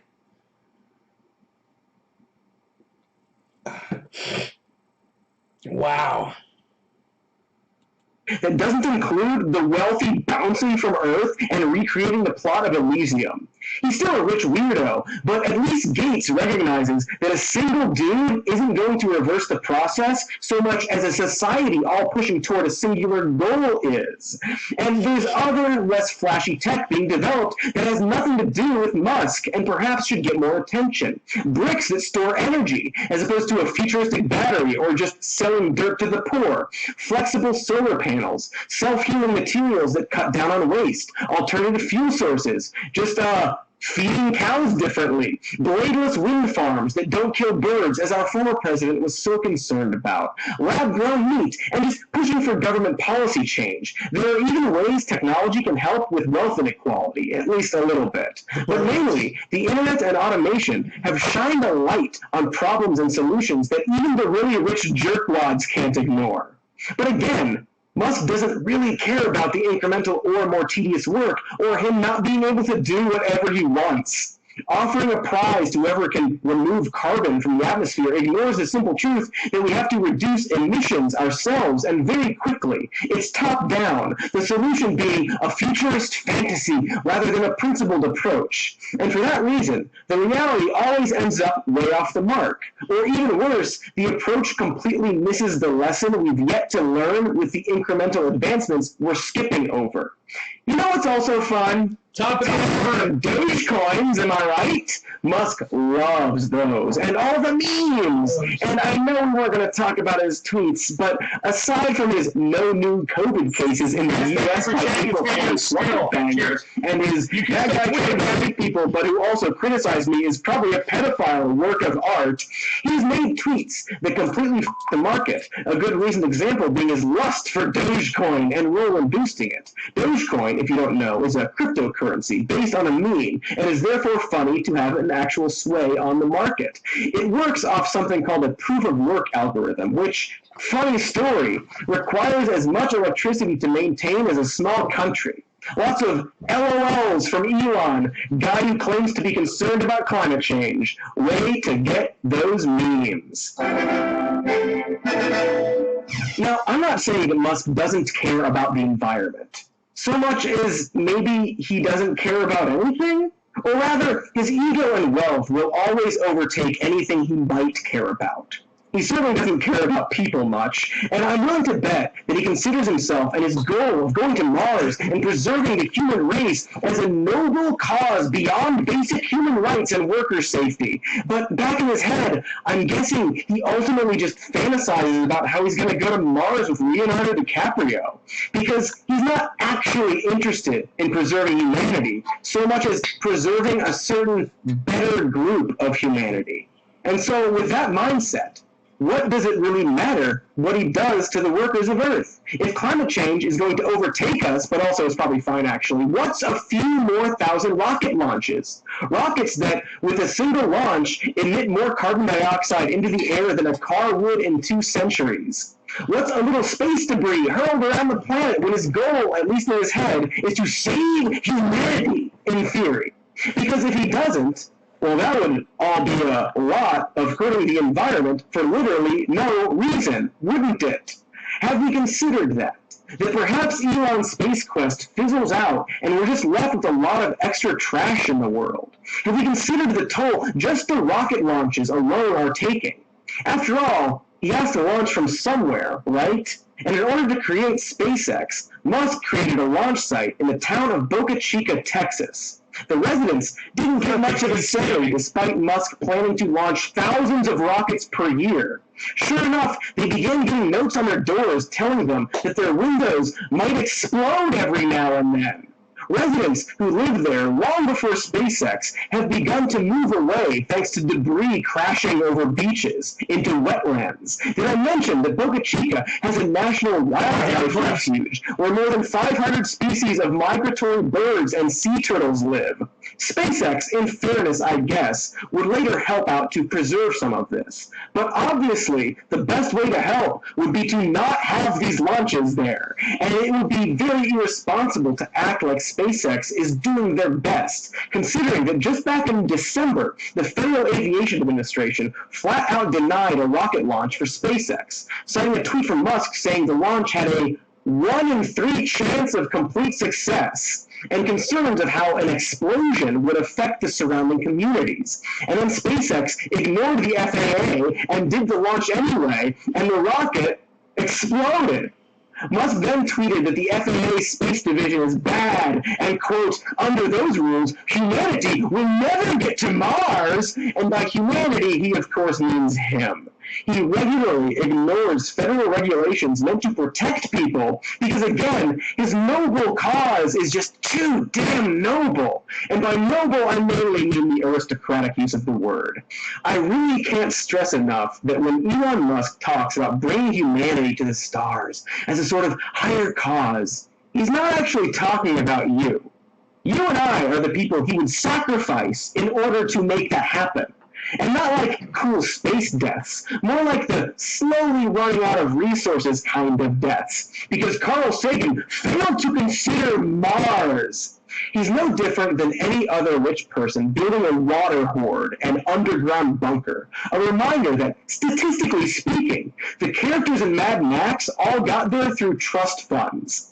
We love the promise he gives us. The Star Trek future, which, another thing I can't stress enough, is just a promise. He's just a guy telling us that he's going to save the world, so long as we give him money and get out of his way. But much like his Vegas tunnel, it's all in a prototype stage and silly. All the articles and books don't say he has saved the world, Let my doggy in. just that he will, or could, or is trying to. His gigafactories could power the world. SpaceX could colonize Mars. But will he actually do that? He throws out a lot of ideas because it costs him nothing to do that. But at the end of the day, he's just the CEO of an electric car company. And he's not even the first person to do that. He's not the only or first private company working on space, or solar, or batteries. He's not the first space billionaire. And even if SpaceX or Tesla changes the world, he's not actually the guy doing the work. You know, less Tesla. Well, it's just more talking hour Amazon. 6 minutes ago. So maybe, just maybe, until we actually see what influence Elon Musk has, perhaps don't do stuff like this. How do you want to be remembered in history?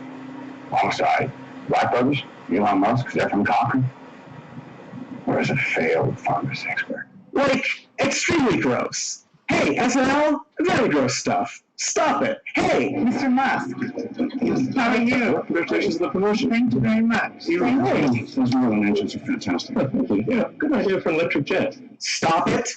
Hey, it's embarrassing. Because the answer is no. Elon Musk isn't Iron Man. Because Iron Man, for all his, fashy faults, did pull through and save the world. With the magic rock glove. And his actual inventions that he actually invented. Also, he's imaginary. Musk isn't that. He's a guy talking up a big game like Iron Man, but not actually doing those things. And might even be doing the opposite. Like some kind of irony man. That's it. Great idea.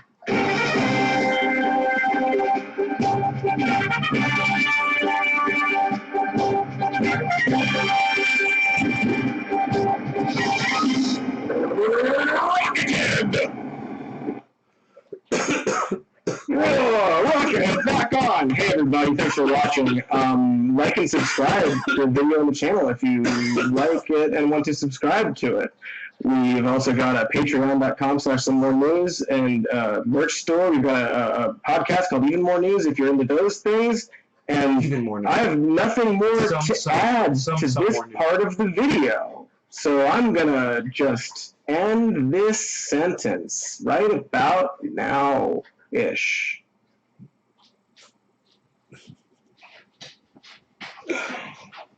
He always makes me laugh, man. He's great.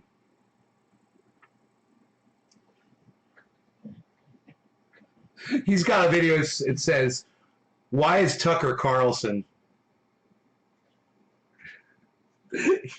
So fucking funny and fucked up. Luis Elizondo, former director, Advanced Aerospace Threat. Identification program, full stream. Washington Post Live, 31 minutes. Fucking idiots. Fucking idiots.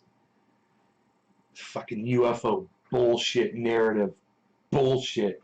Rogan, why you so sweet, man? I took two of my grandmother's knit Afghans that I have. I put them in the washing machine on Gentle Cycle. They are gorgeous. The colors are so vivid. I had no idea how dirty these things had gotten over. I don't know how long it's been since I washed them. They look so beautiful. Oh my God, man.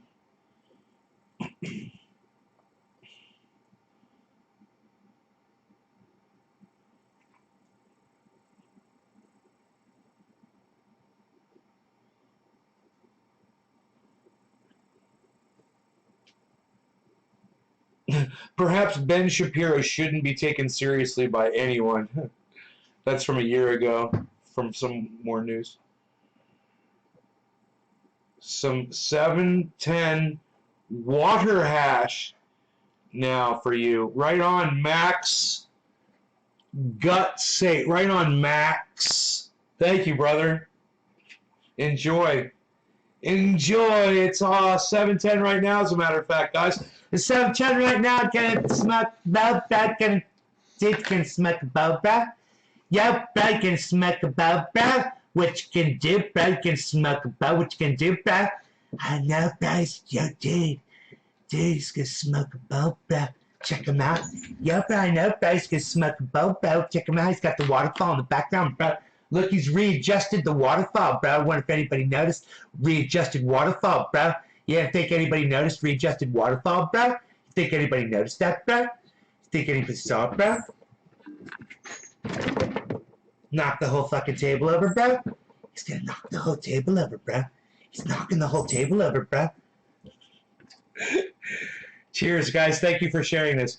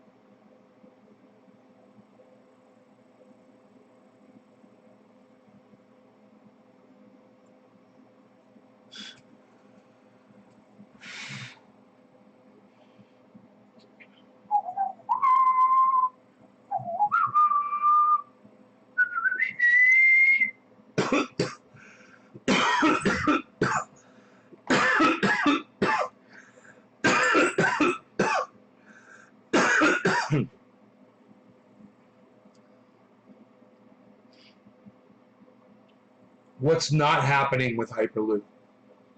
I love Joe Scott. You guys, this is one of my guilty pleasures. You guys, I watch this guy all the time. It's fucking great. You guys might not know that I watch this guy. What you working on? Oh, nothing. Just, the biggest revolution in transportation technology in the history of mankind. That's it, huh? Come on, we're taking a mechanical engineering class and a physics class and had to learn some CAD software and stuff, but it's totally worth it because I think this is going to change the world as we know it. Want to see it? Oh, I don't. No, please, show me. I call it Omega Tube. It starts with a Hyperloop, but like a big Hyperloop, like a kilometer-wide Hyperloop. A kilometer-wide tube, yeah, with a vacuum. Yeah, and inside that is another tube with a maglev track in it, just like a regular Hyperloop that travels at 500 miles an hour. Okay, but inside that tube is another tube. Guys, Hyperloop inside a Hyperloop. And inside that tube You guys, there's a deer right outside my window right now. I don't have my phone with me. There's literally a deer. Rogie saw him, and she's walking up the hill underneath my solar panels right now. Was right in front of my window, guys, when I started this video, and I didn't even know it. Rogie ran to the window. Where's my fucking phone at, man? Fuck.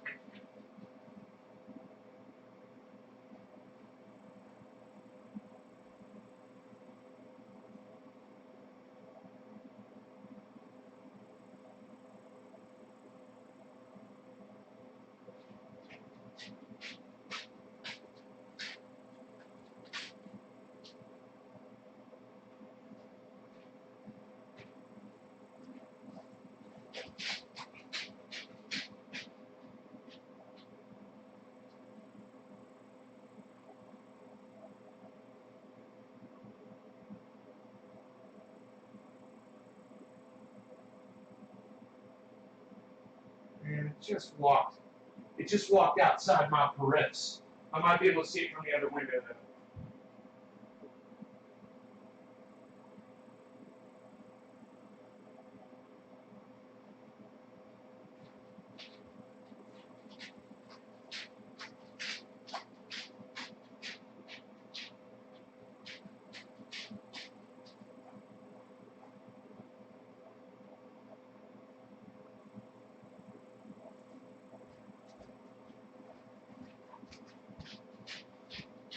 I got a shot of it.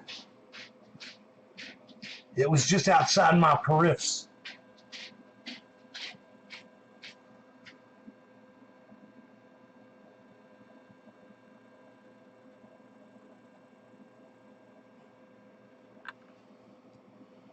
You saw a deer outside. You like deer, don't you, buddy?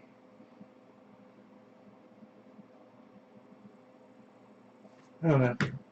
Anyway, this guy is Joe Scott.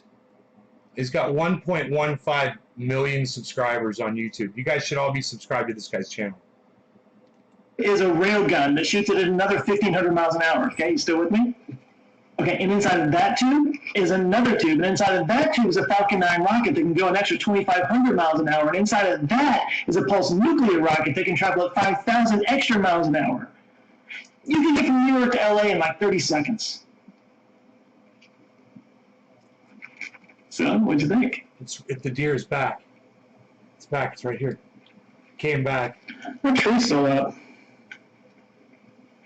Oh yeah, I should probably take that down. But the idea, though? Oh, it's garbage. Yeah, I'll burn this in the background. The Hyperloop. Few things split a crowd more than this crazy idea of a vacuum tube with a pod traveling faster than a commercial jet. Some people think it's the future, others think it's a literal pipe dream. It's been discussed on and off here and there on this channel for a while now, but there's actually been some recent news about it, so I figured it was worth giving it a little bit more airtime. So just in case you don't know what the Hyperloop is, it's basically a high-speed train traveling through a tube at vacuum pressure. There are many different ways of doing this, as we'll get into here in a second, but the basic idea is that you can get a train to go a whole lot faster if you can just remove all that pesky air. Deer's right outside the window. Like when you talk about space flight or orbital speed, the speeds at which you're traveling are just out of this world. Yeah, I just did that. But the reason you can go so fast is because there's another one right here. Holy shit, they're right here. There's a male. That's a male.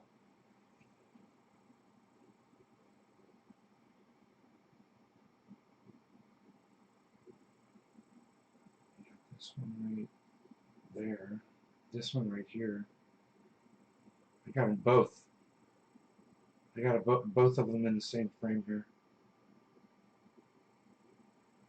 Oh man, that is awesome. They are both right outside my window, guys. There's two deer, a male and a female. A young male. He's coming over. Oh, they're coming right up to the house.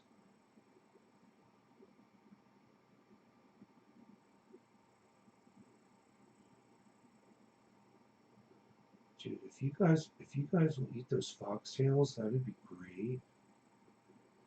Let me see if they eat the foxtails.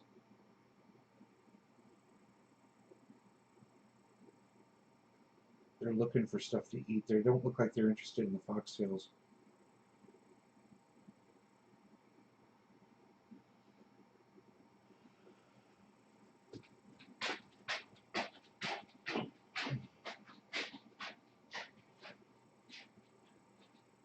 Wow.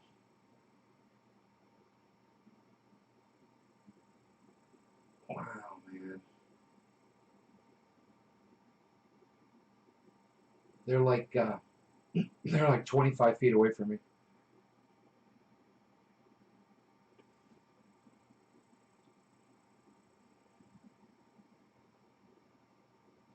That's the male. That is real. Hey, man, I just had 2 deer walk right by my window, bro. They're still here. This one's right here, man. This one is right here.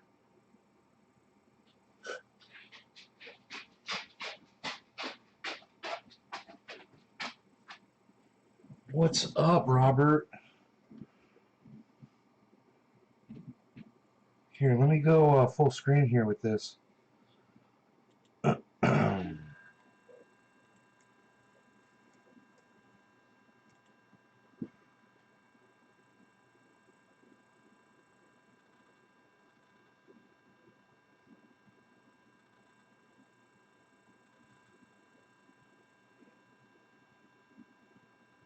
Can you believe this? What a view.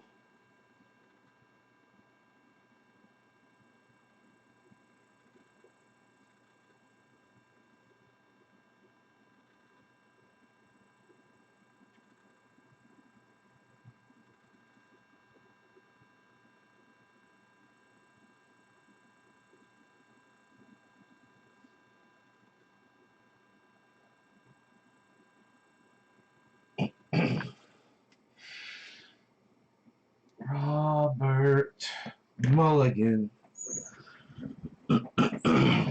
Robert Mulligan. My dog wants to go outside. Of course you do. You just chill out. Those are the deer. There's deer outside. You be nice. I know. You want to go see the deer? You be nice. He's looking right at him. Right up. Oh, yeah, they're there. They're right outside my window now. They're walking right down this hill. They're. I don't know if you'll be able to see them. They're right. Bong's in the way. Actually, I just realized that. Damn. Bong was right in the way.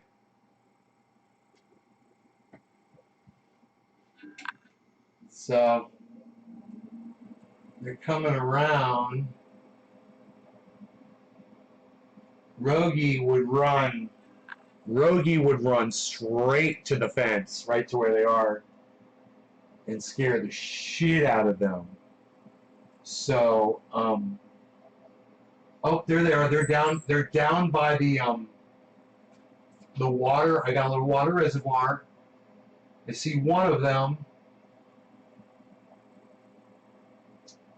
They are down the hill now. They're going towards my grow. I wonder if we can get the grow.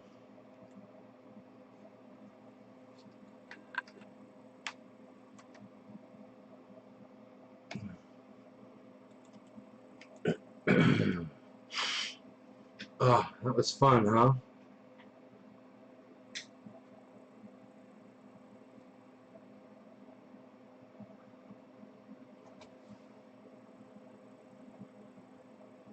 Okay, so it doesn't want to come up on this software, which is fine. I'm okay with that.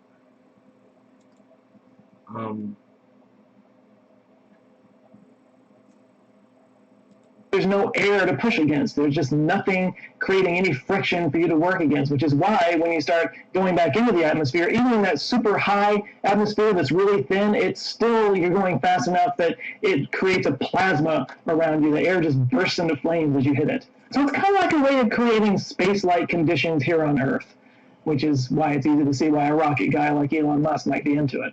He drew up the white paper for it back in 2012, and he described it as a combination between a Concorde, a railgun, and an air hockey table, which might not be the best comparison because Concordes are out of business, railguns still don't really exist, and air hockey is, air hockey is pretty awesome, actually. But the thing is, Elon drew up this white paper, and he drew some interest in this project, and then he just kind of made it open source and walked away from it. And if I may editorialize for just a second, look, Elon Musk is a very, very polarizing figure. So a lot of people discount Hyperloop right out of hand because anytime somebody talks about Hyperloop, they automatically bring in cannabis. It's practically called Elon Musk's Hyperloop. Elon Musk's revolutionary transit system, the Hyperloop. Elon Musk. Elon Musk. And the more I hear this, the more it bugs me because Elon Musk isn't really working on this. SpaceX has hosted some competitions and a test track, but for the most part, it's other companies and university groups that are working on it. Elon was too busy at the time with Tesla and SpaceX and the Boring Company and Neuralink, OpenAI and Ad Astra and having... Robert, you know what would be funny? A meme of Elon Musk smoking cannabis, and then in one frame, and then the other frame, him talking about going to Mars, and then in the meme it would say, Elon on the 6 marijuanos. We could colonize Mars. It could just say that underneath them. We could colonize Mars.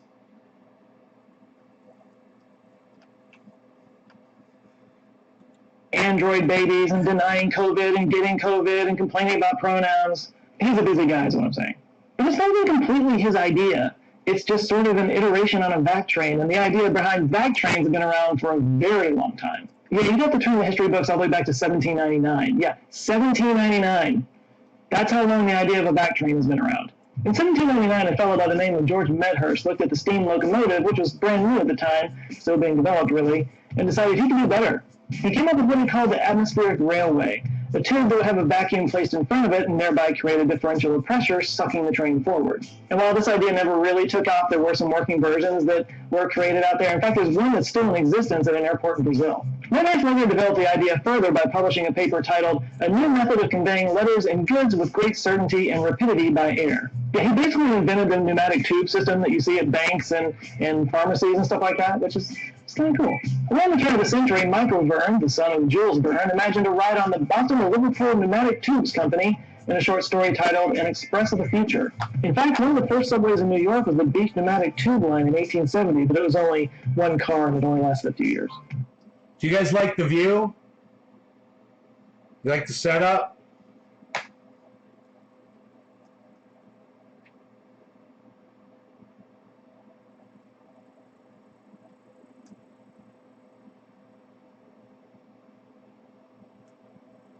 We can get all the way over to the wall like that. So cover all the ground just like that. I think that's good.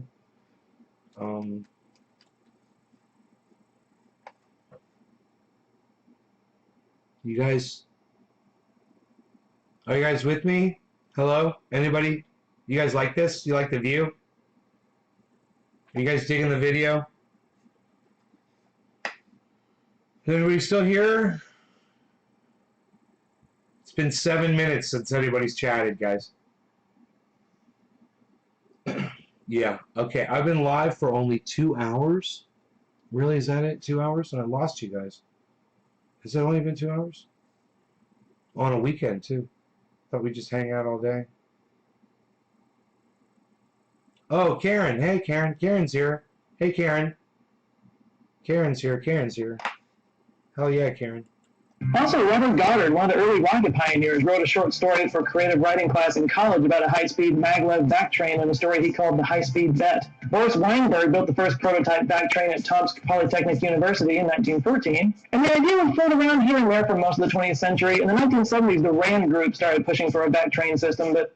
Hey, Bob, Scuba Cook, I'd say my grow looks fucking awesome. What do you mean look better? It looks fucking perfect.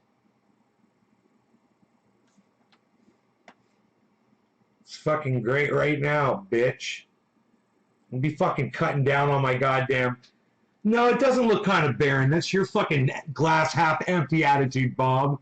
But ultimately it didn't get off the ground. So not only the back train Don't like put the my monorail, amazing grow this down. great idea that's just Don't never be really... trying to put that grow down. It's gonna fucking be booming soon enough. You know, enjoy it while it's tiny, because it's just as fucking awesome.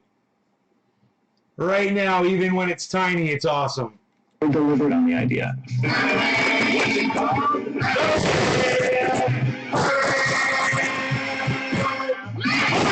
So by the time Elon wrote the Hyperloop paper in 2012, the idea had been around the block. Thank you, Karen! Like your mom. The main innovations he brought to the idea was instead of using a maglev system and a vacuum, he used a near vacuum and what are called air bearings. God, I want to go outside so bad. It's so pretty outside. It funneled the air under 71 degrees outside, guys. This is the air hockey table part of the description. And that part of the equation has been mostly dropped by the people who are developing this. At this point, most of them are just going with a traditional maglev system. I kind of feel like I should explain what a maglev system is, just in case. It stands for magnetic levitation, and it basically works off the same principle as when you were a kid and you would push one magnet around by repelling it off of another magnet, you know? Except in this case, it uses giant electromagnets in the track and on the train to allow the train to just float above the track, reducing friction down to almost nothing. And the train's pushed forward by alternating repelling and attracting electric fields, so there's not really any moving parts. By the way, you take that idea and roll it up, and you basically have a description of the motor that powers electric cars. There's various versions of maglev, like the linear induction motor and the linear synchronous motor, but the point is they're electrics, they're emission-free, and they let the train go extremely fast. How fast? Up to 375 miles an hour on a superconducting maglev, which I should say 600 kilometers per hour, because there's none in the United States. Although they are popular in China, Japan, and Korea. Which... Dude, did you guys know that maglev trains go 375 miles an hour? That just blew my fucking mind. That's why I watch this guy.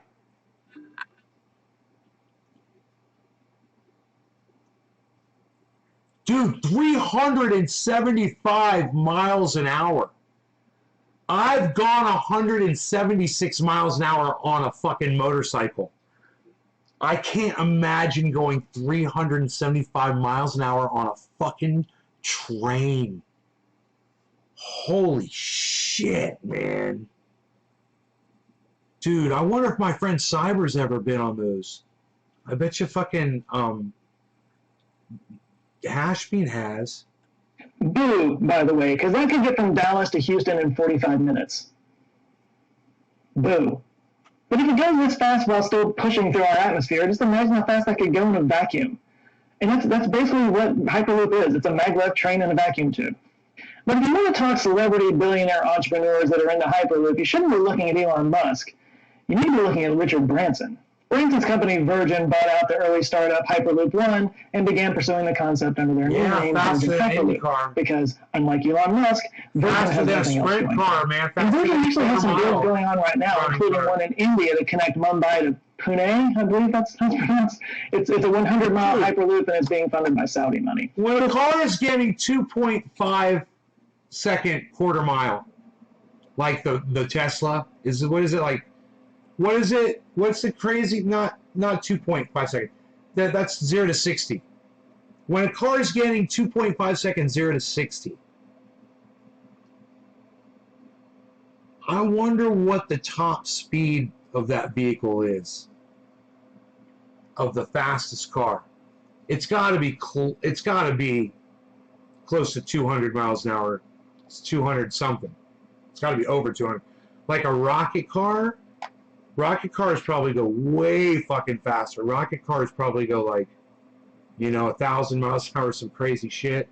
I wonder what the land speed record is. Okay, Google.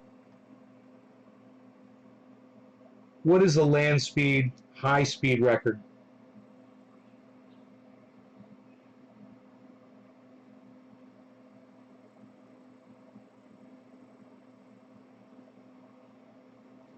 (1,227.985 kilometers per hour). Here's a summary. Oh, kilometers. The current holder of the outright world land speed record is Thrust SSC, driven by Andy Green, a twin 763 miles an hour.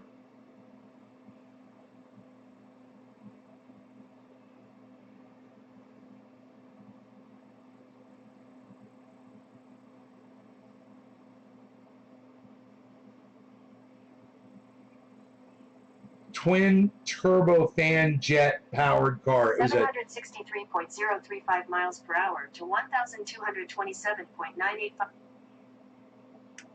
It's weird. My phone's freaking out right now. Who knows what it's going to say next? I'm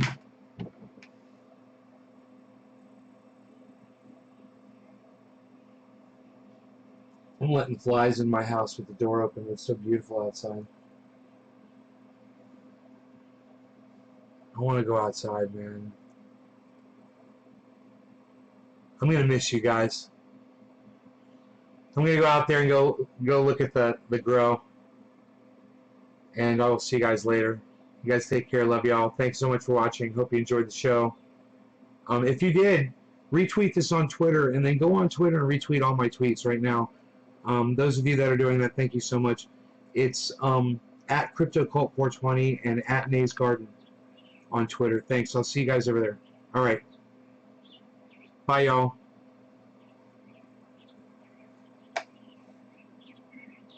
Feel free to read into that however you will. And as of right now, they've got projects being considered all around the world, including in the USA, Canada, Mexico, United Kingdom, and others in India. There's also cargo versions of Hyperloop being considered, which I can imagine Lex Bezos being interested in. But all that being said, Bernie's making some great headways, and they're already doing some tests, which Dr. Bezos. Everything works in the lab. That doesn't mean it's going to work out in the real world, but we'll see if they come up with more concepts, and we'll see what works out in the future. And if they do manage to pull it off, they will finally make possible an idea that's been floating around since 1799, which is kind of amazing when you think about it. But they aren't the only people working on this. Hyperloop Transportation Technologies is based out of Toulouse, France, with a commercial prototype in the UAE and a cargo prototype in the port of Hamburg, Germany. They're looking to not only get people places. You guys remember, this is Joe Scott on YouTube.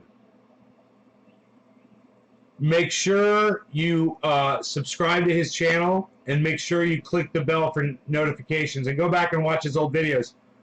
All of his stuff is great. He's great. It's a great channel, man. It's really, really, really good entertainment. You guys will really like him. And let him know that I sent you, please. Joe Scott. Faster, but our things as well. These guys incorporate some of Elon's ideas, like integrating solar panels into the tubes, and they use what they call a passive magnet. He's also got a more personal, like a behind-the-scenes channel as well.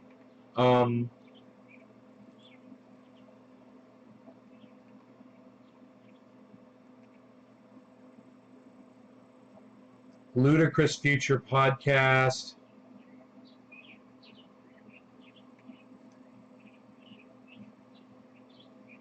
Instagram, Snapchat, Facebook, Twitter. It's all Answers with Joe. So if you guys want to tweet at him, it's Answers with Joe.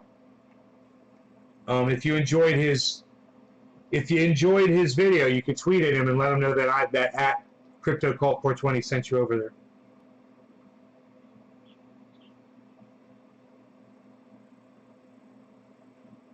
Joe Scott.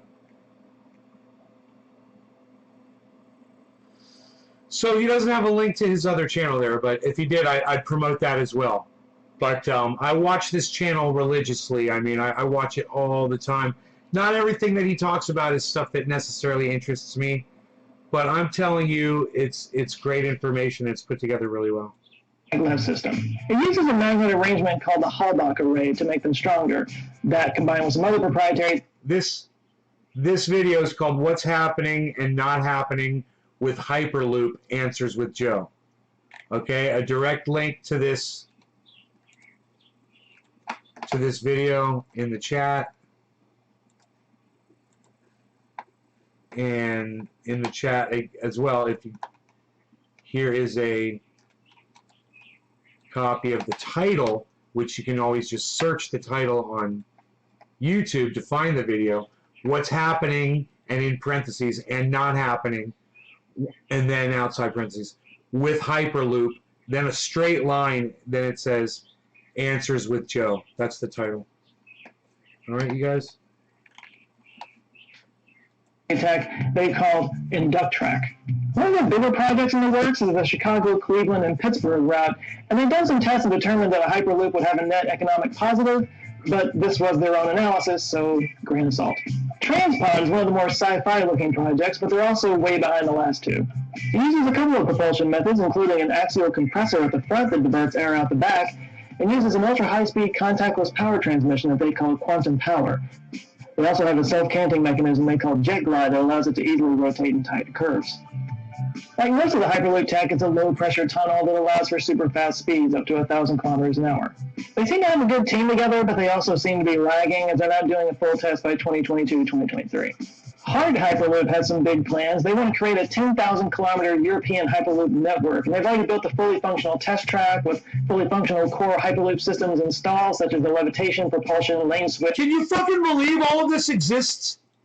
All of this technology is out there, and they're fucking experimenting with it right now. I had no idea. This is fucking crazy. In the vacuum environment. And there's a few things about their approach that are unique. For one thing, their pods are actually suspended from the tracks above the pod. The other is theirs incorporates lane switching technology, which I have no idea how that works. But this will allow them to branch routes from one line to another, more like a subway system. In fact, they seem to be thinking more about how to integrate their system with traditional infrastructure. They also use a permanent magnet propulsion system, which is more expensive but far more efficient. So yeah, big plans, but at the moment they've only accomplished a low speed test, and I mean low like grandma on a Sunday slow. But they're working to build a coalition of private and public companies working together to get Hyperloop done in the best way possible, called the Hyperloop Development Program. But as of right now, they've got a long way to go.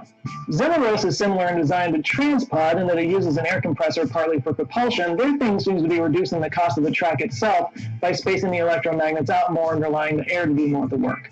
This also means that their tubes don't have to be depressurized as much as other tubes, which cuts down on cost, but it's also safer, more like flying in an airplane. But either way, they're a little bit behind the others. They don't even have a test track built yet that I'm aware of. Now, one concern is that each one of these companies would have to have their own infrastructure because they all use different systems of propulsion. It's not like a road or even a train track where literally anything can ride on it and everything's fine. You know, you can't switch from a passive maglev to an active maglev to a linear induction maglev and everything be okay. So Hart, Zeleros, Transpod, and another early player, HyperPoland, have formed a joint technical committee called JTC20 to create some Hyperloop standards across Europe. In case you haven't noticed, there's a lot going on in Europe with Hyperloop. Yes, lots going on, but also lots of reasons to be skeptical. When it comes to Hyperloop criticism, it's kind of hard to distinguish between how much of it is legit criticism of the technology and how much of it is just Elon Musk hate, which again is ironic because he's not really that involved with this. And a lot of the Nelson ha-has that I've seen directed toward Hyperloop have to do with the rudimentariness of the technology and the demonstrations that have been so far. Although I don't feel like that's really fair because they are just demonstrations and prototypes and they're just testing out specific parts of the technology. I mean, comparing these tests with what Hyperloop could be to me is like comparing the Apple Newton to the iPhone 12, you know? Everything has to start somewhere. But yes, there are major issues to contend with if Hyperloop is ever going to become a legitimate form of transportation. First and foremost is the vacuum tube. Have you ever seen a tank implode? Yeah, have you ever wanted to be shrink wrapped by steel? Yes, nature abhors a vacuum. And if you're inside of that vacuum, nature abhors you.